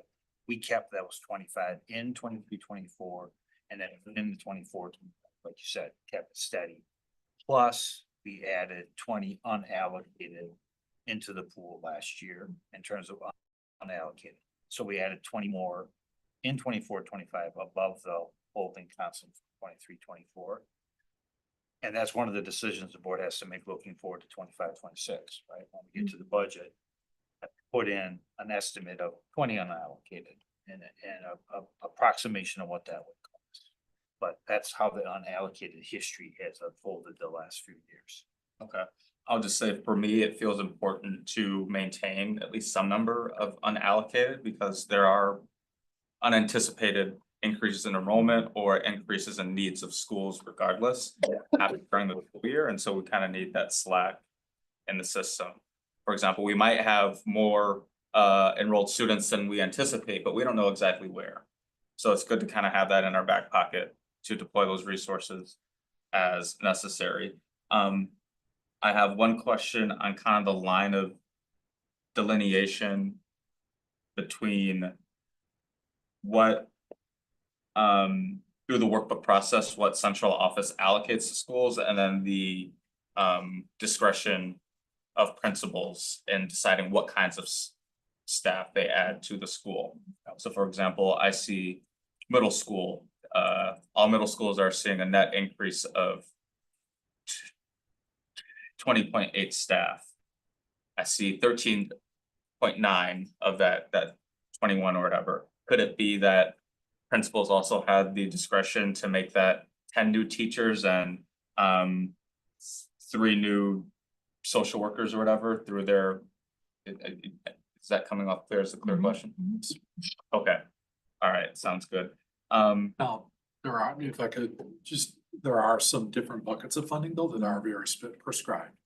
So special education funding, of course, is fixed. You can convert, but it has to be within that unit. Title I funds are used very specifically, and the federal government gives us guidance on how to allocate those. We, buildings know, leaders know what funds are truly discretionary, and there is some, you know, there are buildings that might convert teacher allocation to a dean of students. They might identify that that's a need for their building community, as an example. Okay, thank you. Just one question. If there's fixed funding on special education, and that how are we surplusing CC teachers? Surplusing CC teachers if the funding is set. If we can't do that, I don't understand. Yeah. How we can. There's district-wide that buildings. So there are buildings that will be over or under based on the needs that children present based on our numbers. So the surplus isn't, they're out of that district, they're just back into the district pool to be reallocated. Okay, I think I understand it now, but I don't think the community does understand it. And I think that, I'm not telling you to do your job, but I do think that that explanation needs to be, especially on special ed. Principal, or board member, Principal Vanderbilt. No, well, wrong, yeah, Grandpa did well on that, but I'm not there. My welcome to MMSD principalship was I had to surplus a special education teacher. When I looked at their seniority dates, because that's how at the time it was done, they had the exact same seniority date. And by the CBA for MTI, I had to draw a number out of a hat to determine which one was surplus. So again, I mean, there are some practices that are longstanding. I think we need to possibly look into changing some of those practices if it's hurting kids. But it also, that staff member moved to a school that needed. So we have to look at it that way too. So they But they might went to a leave the school. district and we lose them completely, and then it opens up another hole. That's my read, but we can quibble. But I appreciate that explanation. I like the principal comment, that was cool. All right. Okay, thank you. I'm sorry, one last thing, once I get it back. Okay, yeah, on the, talking about new process, I think if we can learn as much from this as possible, informing the new process, hopefully in time for next year, also in alignment with the rework framework, that'd be great. One comment and really priority and value that I put on that process is it has been a long-standing historical pattern in education that on average, the wealthiest schools have the smallest class sizes. Sometimes class sizes are even below the class size minimum, and the poor schools have the largest class sizes. It's very important to me that we have a workbook process that mitigates that and reverses that historical pattern, so. I agree with you. Thank you, Board Member Muldrow. Thank you so much, Chair Castro. I really appreciate the conversation. I'm excited for the next conversation about our budget, like holistically. I think it's the right conversation to have. I have to admit, I always look forward to the meeting right after daylight savings time, because we like sometimes get out while it's still light out. And so like I appreciate that everybody like buckled up for tonight. I want to say that I think the nuance of our staffing allocation is really important. And our commitment to accuracy as we have this conversation is tremendously relevant to giving people a dialogue that they can rely on and trust in terms of, you know, what we're saying and what we value and our shared commitment being something that we're representing well in terms of how we're relating to each other and our overall community. I think the climate that we're existing in politically, you know, it feels very unpopular right now to tell people that their jobs with the government are insecure and then change our minds, right? Like that mirrors, you know, some of what we're seeing from Doge, right? And I think that one of the things that I've got frustrated in talking about our referendums is that we don't actually champion the number of jobs that the facilities referendum creates, right? We don't champion that this is a huge stimulus to our economy, that we're the 6th largest employer in the immediate area, and that how we treat folks within this work sets a standard for our entire community. And it should be a standard that we are proud of. And so I think of our budget as a moral document. I think of our budget as really explaining what we care about and how we care. And I think that what we're seeing right now is a disconnect in terms of communication and how we want to lead in concert with one another as a district. And so I think, although I understand that we're in the midst of a process that we're gaining clarity, I do have a little bit of tension around the idea that we are letting principals know, here's what's been allocated, and then we're getting feedback and we're saying, okay, we can adjust that. And so I'm not sure if we're in this kind of draft mode, I'm not sure why it feels so incredibly predetermined. As we're talking about there being greater flexibility in relating to this process and having this process informed every step of the way by our school-based leadership. Can somebody speak to a little bit about that breakdown? Why does it feel like folks are showing up and saying, hey, 9 people have been cut, and we're saying, well, actually, originally it was 5, but we got it down to here. There's something getting lost in the sauce. I think a few pieces that the team share as well. I've never, ever met a staff member who, there are voluntary surplus. So there are staff who opt for that, but it's generally not something people want. People don't want to leave their building, their team, their school, their kids. So I don't know that the communication is important. But I don't know how to change it to make somebody feel better about leaving, so I want that out there. The other piece is that I think as we look at how to do this in a better way, the safe harbor that last year offered with rolling budgets up and not going through this adjustment, I think it brought people great satisfaction. People know that they were safe, as I've heard shared here tonight. The other piece of that is passing a historic referendum. You put those two things side by side, and I can understand why there's this huge disconnect in what we try to accomplish during allocation and why it has people feeling the way that it does. I want to make that better so that we can be open about both our process, our budget realities. Hopefully we can weather through some of these very challenging things that are ahead of us. But I think that I think it's kind of the perfect storm. I just do. I don't know how else to explain it. I guess part of what I'm trying to communicate is there a way to do this without making people feel disposable? Is there a way to do this and communicate this that gives people a clear understanding of what is consistent and what is still in process? Because I think what we don't factor in often when we have these conversations is the expense of losing people, the expense of destabilizing something that works well for a kid, right? And I think about that just as a board member, right? Like, what does it take to keep people on this board, to have the stability of leadership that allows us to be effective? And I think with this very small body of folks who have 3 primary responsibilities in terms of the district, which is, passing the budget. We have a say in every dollar spent. So whether we're involved in the allocation process or not, we are involved in the allocation process. We don't get to not participate in it, right? The things that are assigned to this board are set back by board instability. And when you think about that from this vantage point and then hone in on what is working well for a young person and the idea that may or may not exist for them, depending on what is and isn't prioritized, there are some real concerns.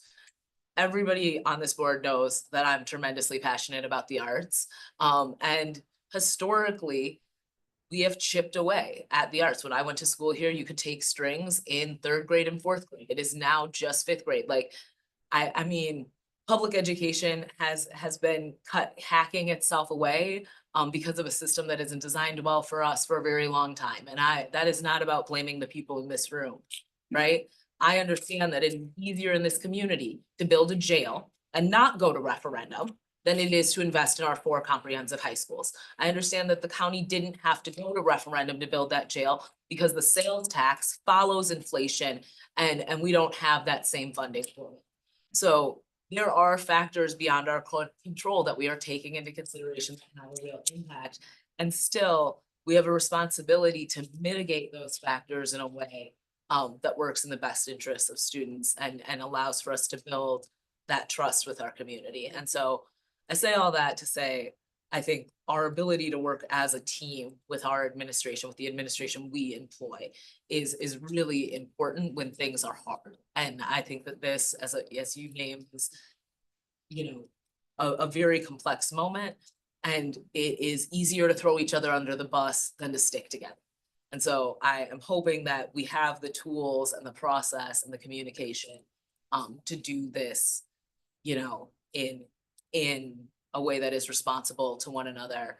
And I also think the board has made unilateral decisions when it comes to investing in our staff. We've made unilateral decisions when it came to $5 increases for hourly folks, when it came to, you know, shifting our budget in ways that allowed for us to try to stabilize and prioritize staffing. And I think if that is what this moment requires as well, the board is prepared to rise to the occasion.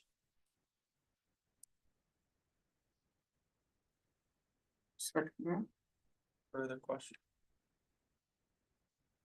Move budget forward, yeah. Thank you.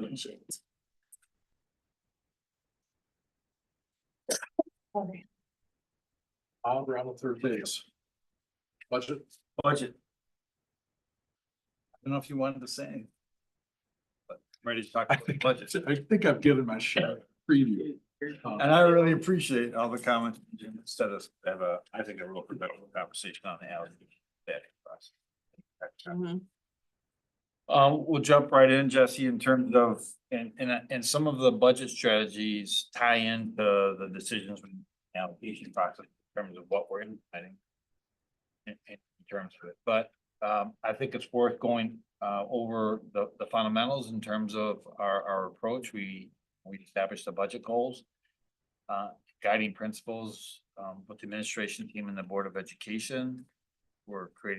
Have created the initial projection in terms of revenues overall. I'll tell you, I always say at this time, I know for certain it's going to change, but I think it's the best projection to do. We need to start kind of putting the whole thing into context. We talked about the staffing plan in terms of the base staffing plan. We have to yet get direction on a compensation strategy, talk more about those numbers. And then some strategic priority actions, to be determined to continue to talk about that between now and our April operations group. And then Jennifer and her team presented on the initial discussions about healthcare and benefit negotiations. So we're well on our way into the preliminary, not preliminary budget, the proposed budget.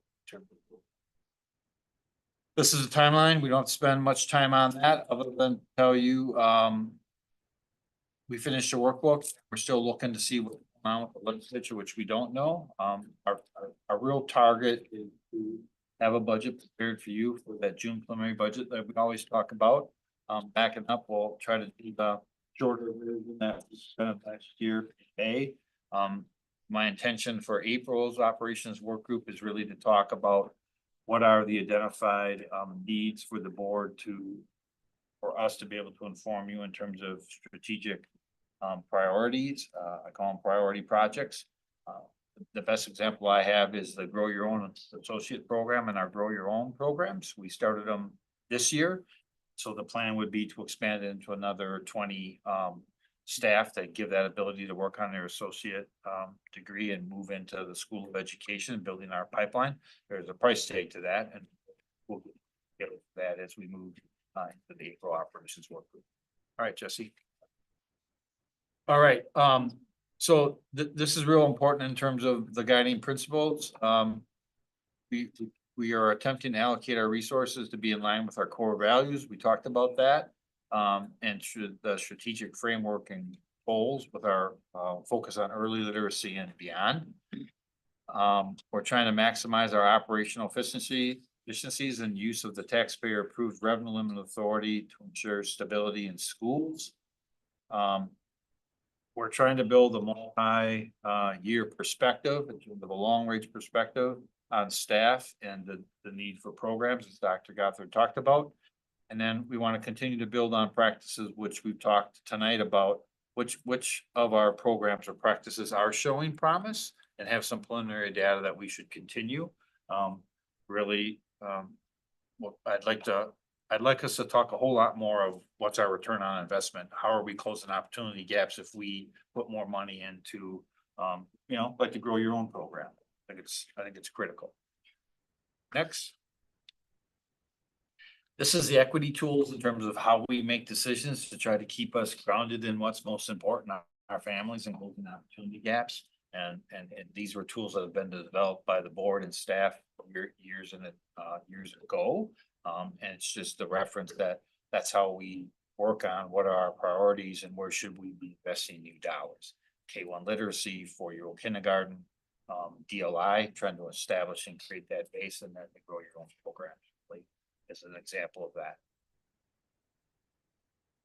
that. This is another way of looking at in terms of allocating resources, which we talked about in terms of the guiding principles. It's just another way to lay out some of the conversations.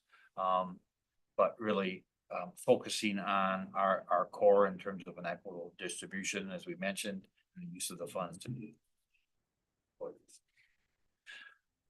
These are the budget goals. This is where I spend a lot of time trying to continue to conceptualize what we did in 25 and what we're going to try to do in 25, 26. I'm just going to keep them in the order that I've been talking about them, but some of them are really tied to our allocation process, right?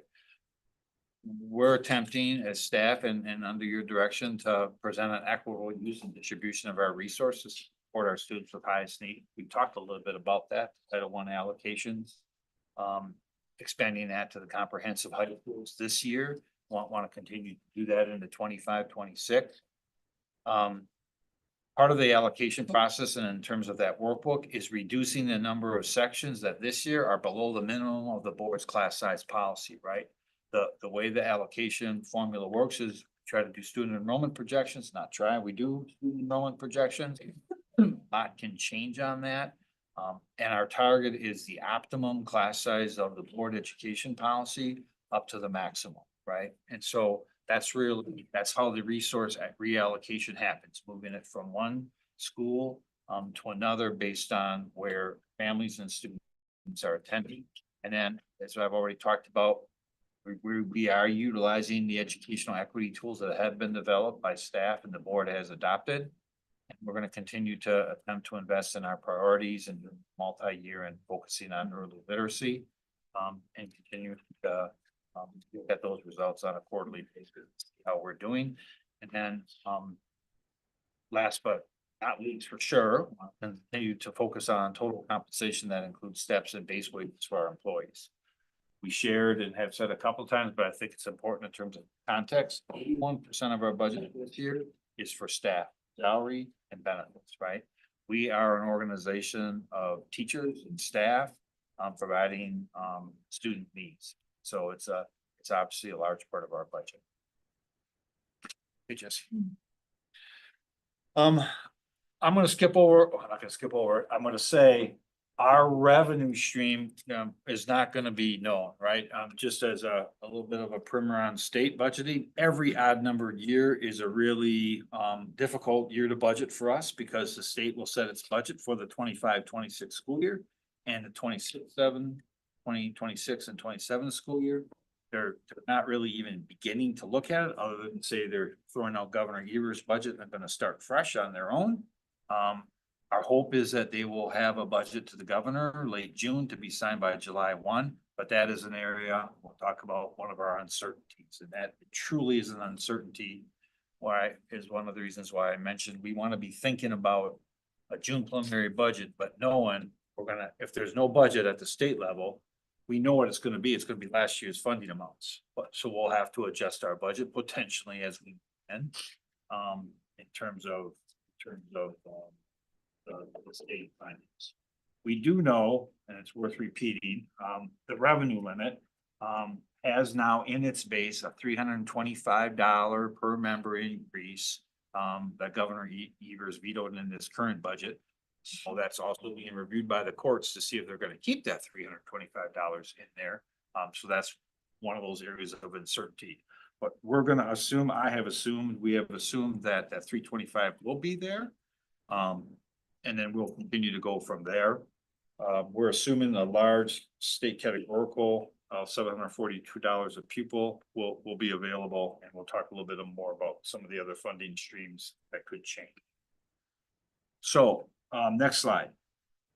revenue limit membership, remember, is, takes 3 years to fully annualize it, so we've been talking about, holding steady and slight increases on our FTE counts.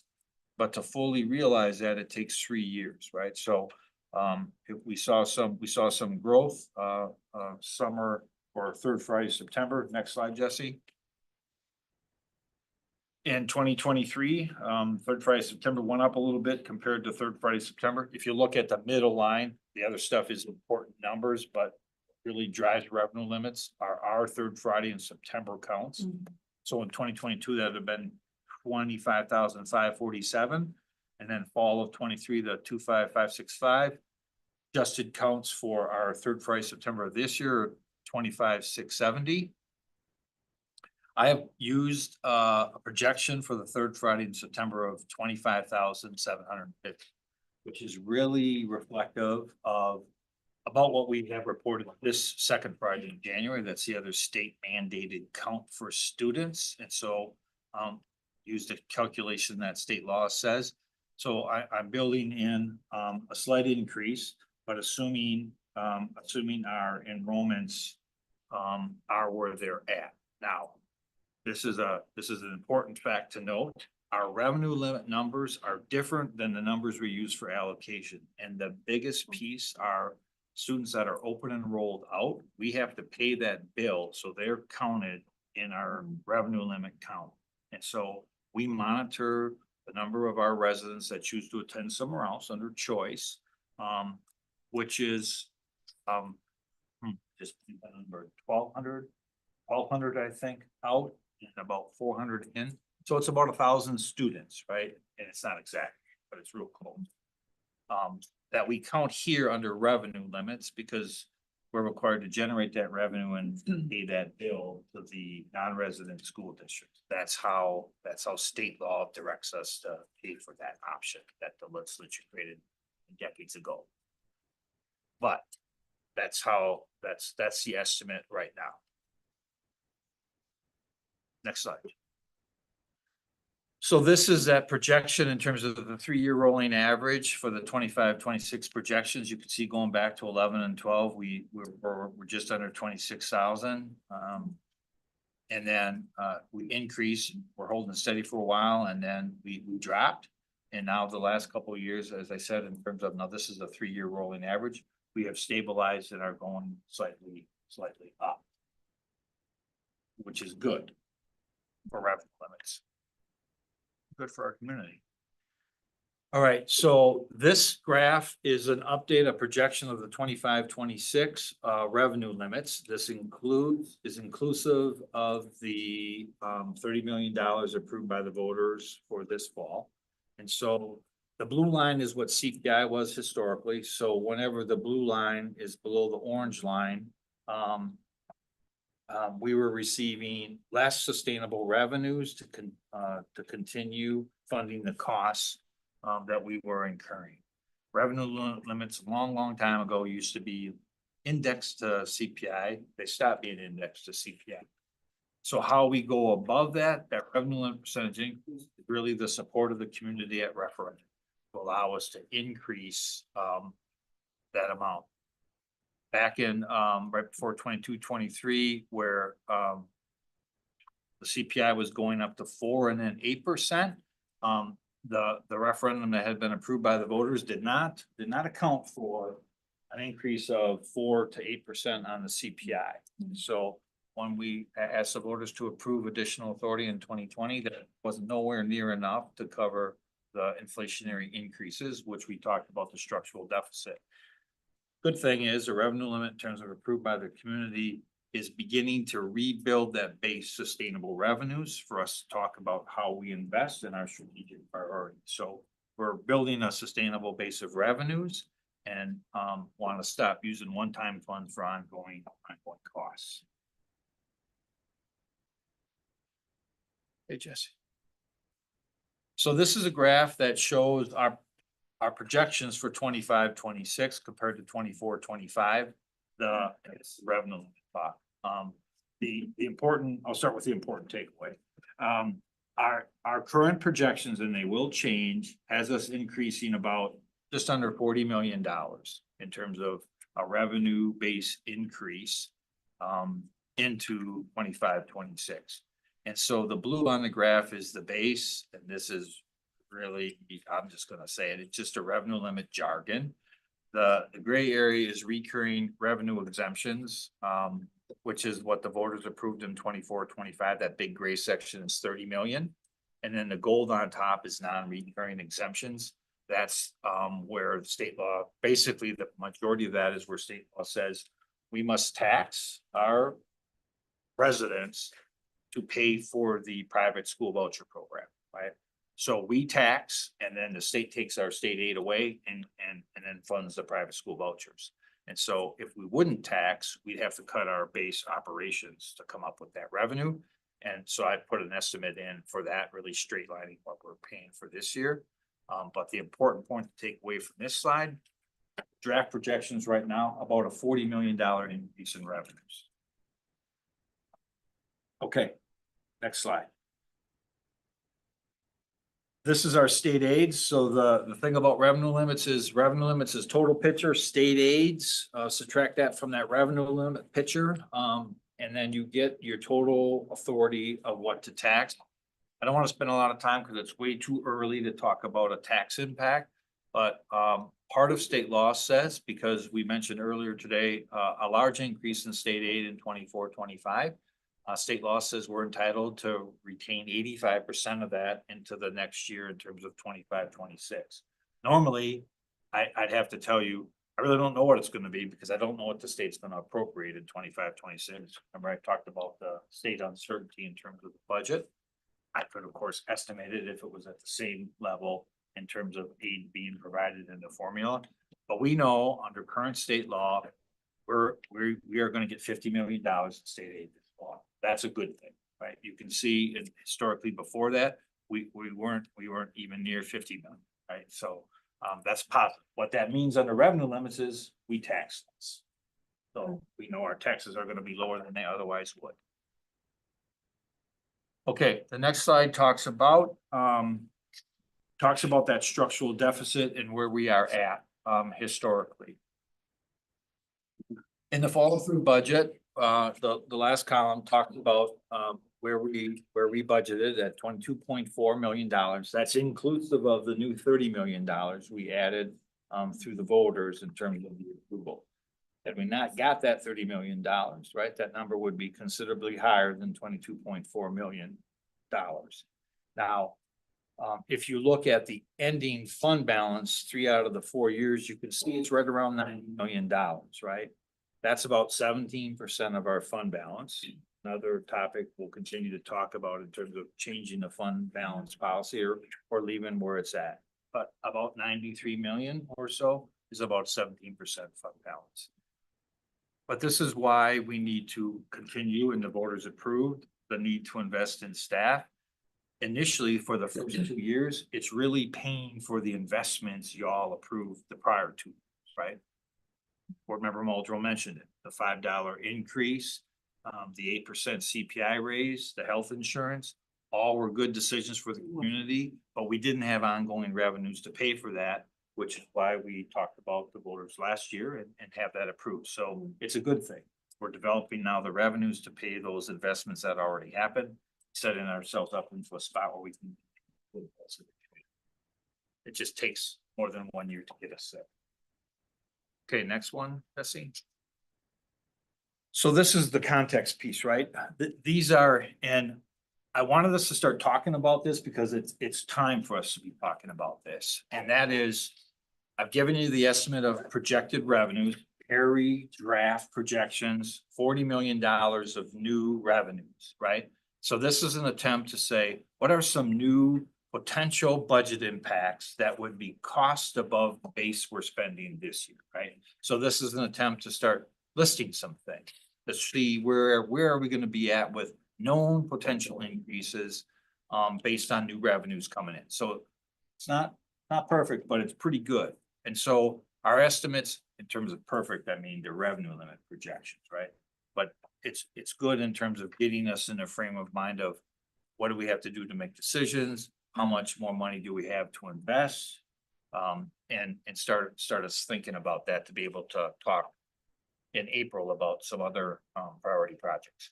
So the estimate, and this is all funds for the step compensation, is about 4.7 million.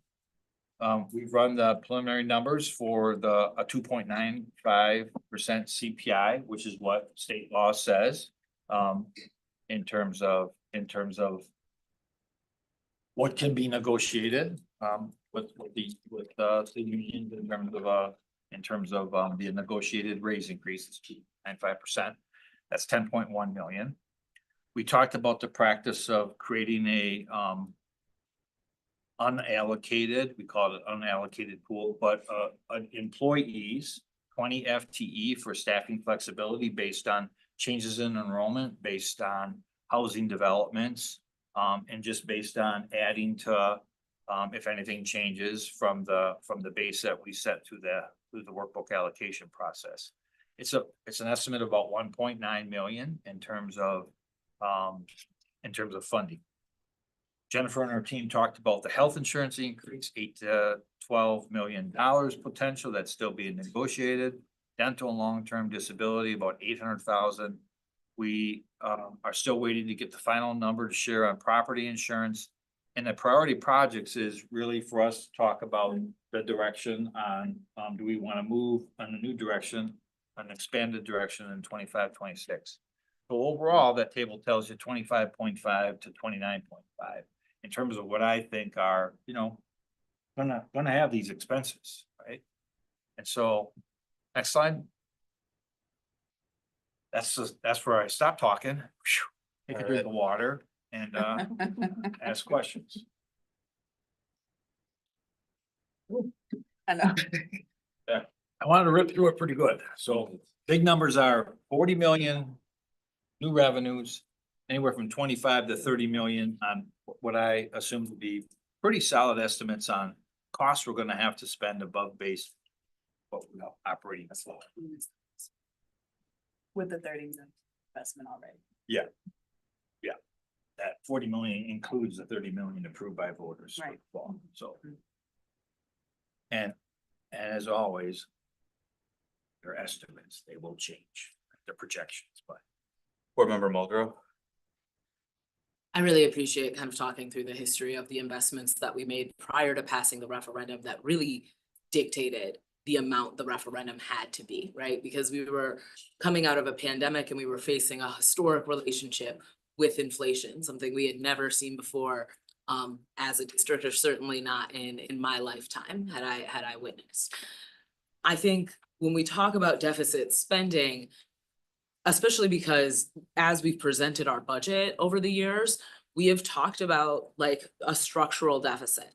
And the reason that I was confident in making those investments is because what I understood in the time is that we had a staffing shortage that was generating a tremendous cost savings, and that we needed to retain the people we still had and stabilize our staffing, and that we actually were not going to spend down our fund balance. There's been a lot of confusion around how this conversation has been represented. At one point, there was a journalist who said MMSD has spent their entire fund balance on the 8%, okay? And so I think it's important to remember, like, we were engaged structurally in deficit spending, but that didn't actualize because of the varieties of factors that informed our budget.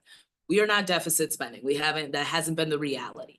I understand that it could have turned out that way if we were able to fully staff our budget, but very consistently for years, we were unable to do that. And so I don't wanna, contradict the dynamic that we're discussing, because it is an accurate reflection and it's also nuanced and complex. And I want the community to understand that the board didn't just say, we're gonna engage in deficit spending. That the board applied a sophisticated analysis of where we were at the time and understood that we would have to go to referendum, and that we could also weather that investment, that very, very necessary investment in our staff, in order to stabilize our district. Going into this upcoming year with the variety of unknowns that we have, I know that I personally asked our administration for a balanced budget, right? We had 3 years of getting a budget that was deficit spending before we got it in our hands. Meaning decisions had been made that whether we gave people COLA or not, we were gonna be engaged in deficit spending. And when we decided to invest in COLA, we were investing in more deficit spending.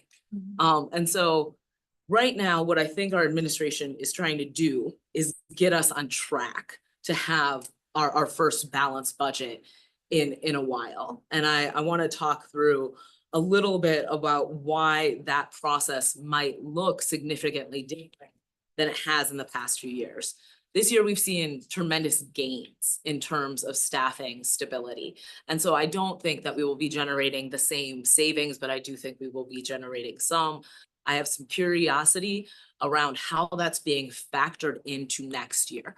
Are we assuming next year we will not have a staff shortage at all? That we will be able to fill every single position, and that we're so close to that this year, that our deficit spending would actualize very differently were we to engage in it. I'll just say, I think we have to plan that way, absolutely. The plan is to fully staff. The plan is to fully staff. Plan is always to fully staff. Mad respect. I mean, that's real. We plan to fully staff, and the thing is, no matter what it ends up being, it can see 20 or 0 or 40, we have to budget as if it would be, right? And so the only thing, as you already mentioned, Board Member Muldrow, if we spend less than budgeted, you have additional revenues to use for other projects during the year, or build a fund balance, right? Or have other options.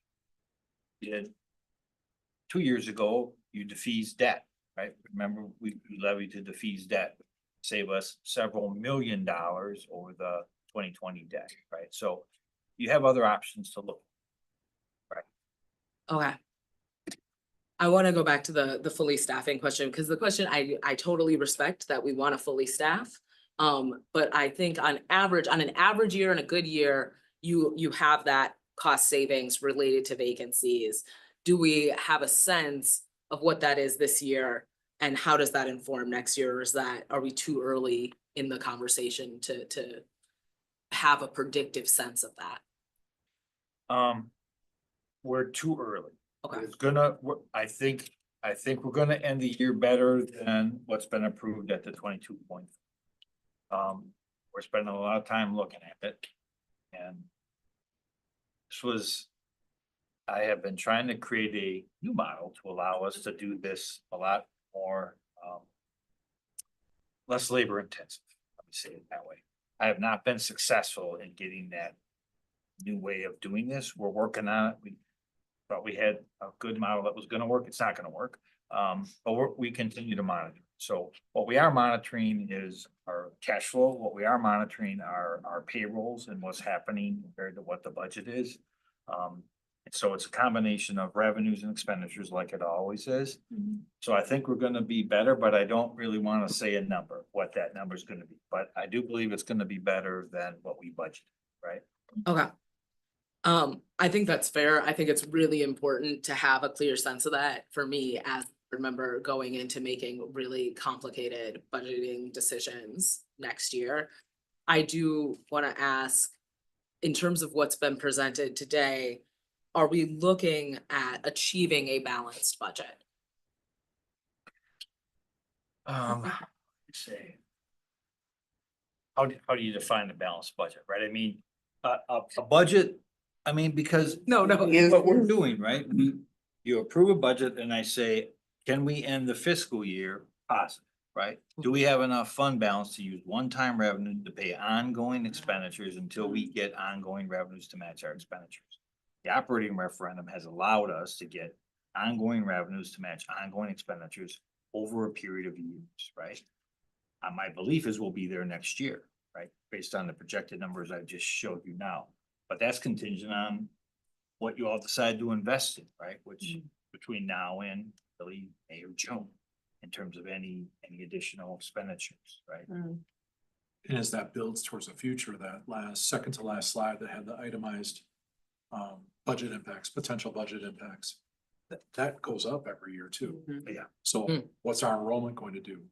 You know, so that, I mean, that's how quickly a balanced budget changes year to year. Now we have a better sustainable footprint approval.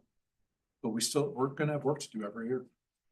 Yeah, and just on that context, right, remember 30 million this year, 30 million next year, then 20 million and 20 million. And if everything stays the same and we have that expenditure side that I talked about between 25 and 30 million. And we're only gonna get 20 million 2 years from now and 20 million after that. A lot hangs in the balance in terms of what the state legislature does for state aids.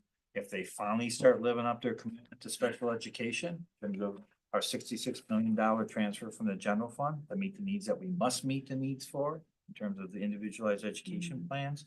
A lot of that will dictate into the future, right? So there's a lot of uncertainty, and you know, I don't have to say it, but I am gonna say it, not to dwell on it. But there's, as we all know, a lot of uncertainty at the federal level, right? And that's out there too, but I don't want us to spend a lot of time spinning on all the things that could happen until we get something more solid, right? But we're monitoring that also. I greatly appreciate that, and I think it's just a good thing to remember, if we're talking about 30% increases over the course of the next $30 million in increases over the next 2 years, that represents about a 6% increase in our budget, right? Because 30 million sounds like a lot. And then, you know, we serve 25,000 children, 52 schools and sites, the 6th largest employer in the area. And if we see CPI outpace that 6% increase that we have built in through the referendum, we've got a problem. And I think the percentages that the federal government makes up of our budget and the percentage that the state government makes up of our budget is really significant to factor in. I also think remembering the fiscal cliff that is ESSER, which is $43 million a year, right? So that we're actually replacing funding with from the federal government with funding from our local taxpayers, our local property taxpayers, our local homeowners and renters.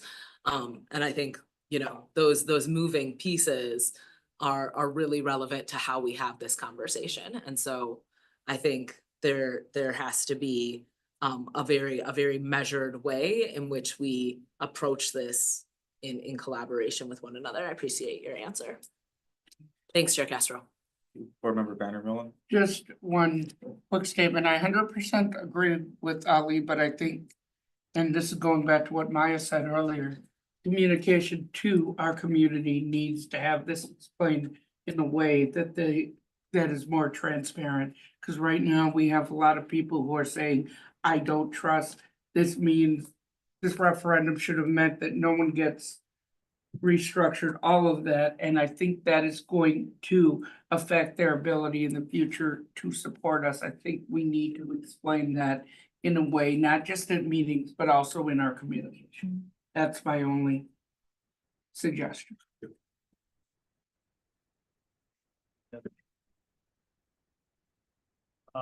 So just to conceptualize this, am I hearing this right? And we have potentially, and for all those listening, watching, folks are still listening, watching, but we have potentially $40 million in new revenues. That's however cut by the 22 million in ongoing structural deficit.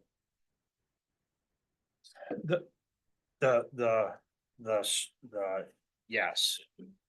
But I want to be clear, the 40 million is ongoing revenues, and so we go back to the fund balance side. With 22.4 million, we have a fund balance of 92 point. So if we end the year better, the fund balance goes up. So do that one-time pot of, if you're gonna change the fund balance policy anywhere from 10 to 15, if you want to go up, that's gonna require more money this balance, right? So think of that one-time pot of funds as, you know, money that's available for emergencies or one-time uses over here. And we look at what's our ongoing expenditure, what's our ongoing revenue. So 40 million is ongoing revenues, and the 25 to 29 is ongoing expenditures. So those are the two comparables. So then where does the budget deficit come into that? Cause right now what I'm thinking is that. Right now. 44 minus 22, that's 18. We have 25 to 29 projected costs. So then we could potentially shrink our deficits by 10 million.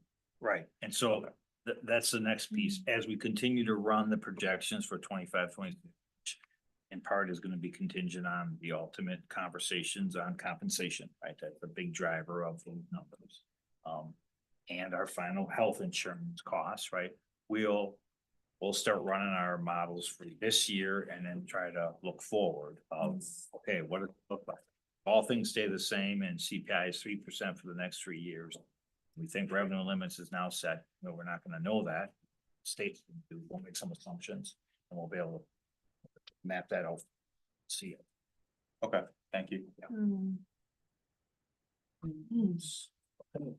May I please get a motion to So moved. adjourn? Okay. Second. Second, all those in favor? Aye. Motion carries. We are adjourned. You're out.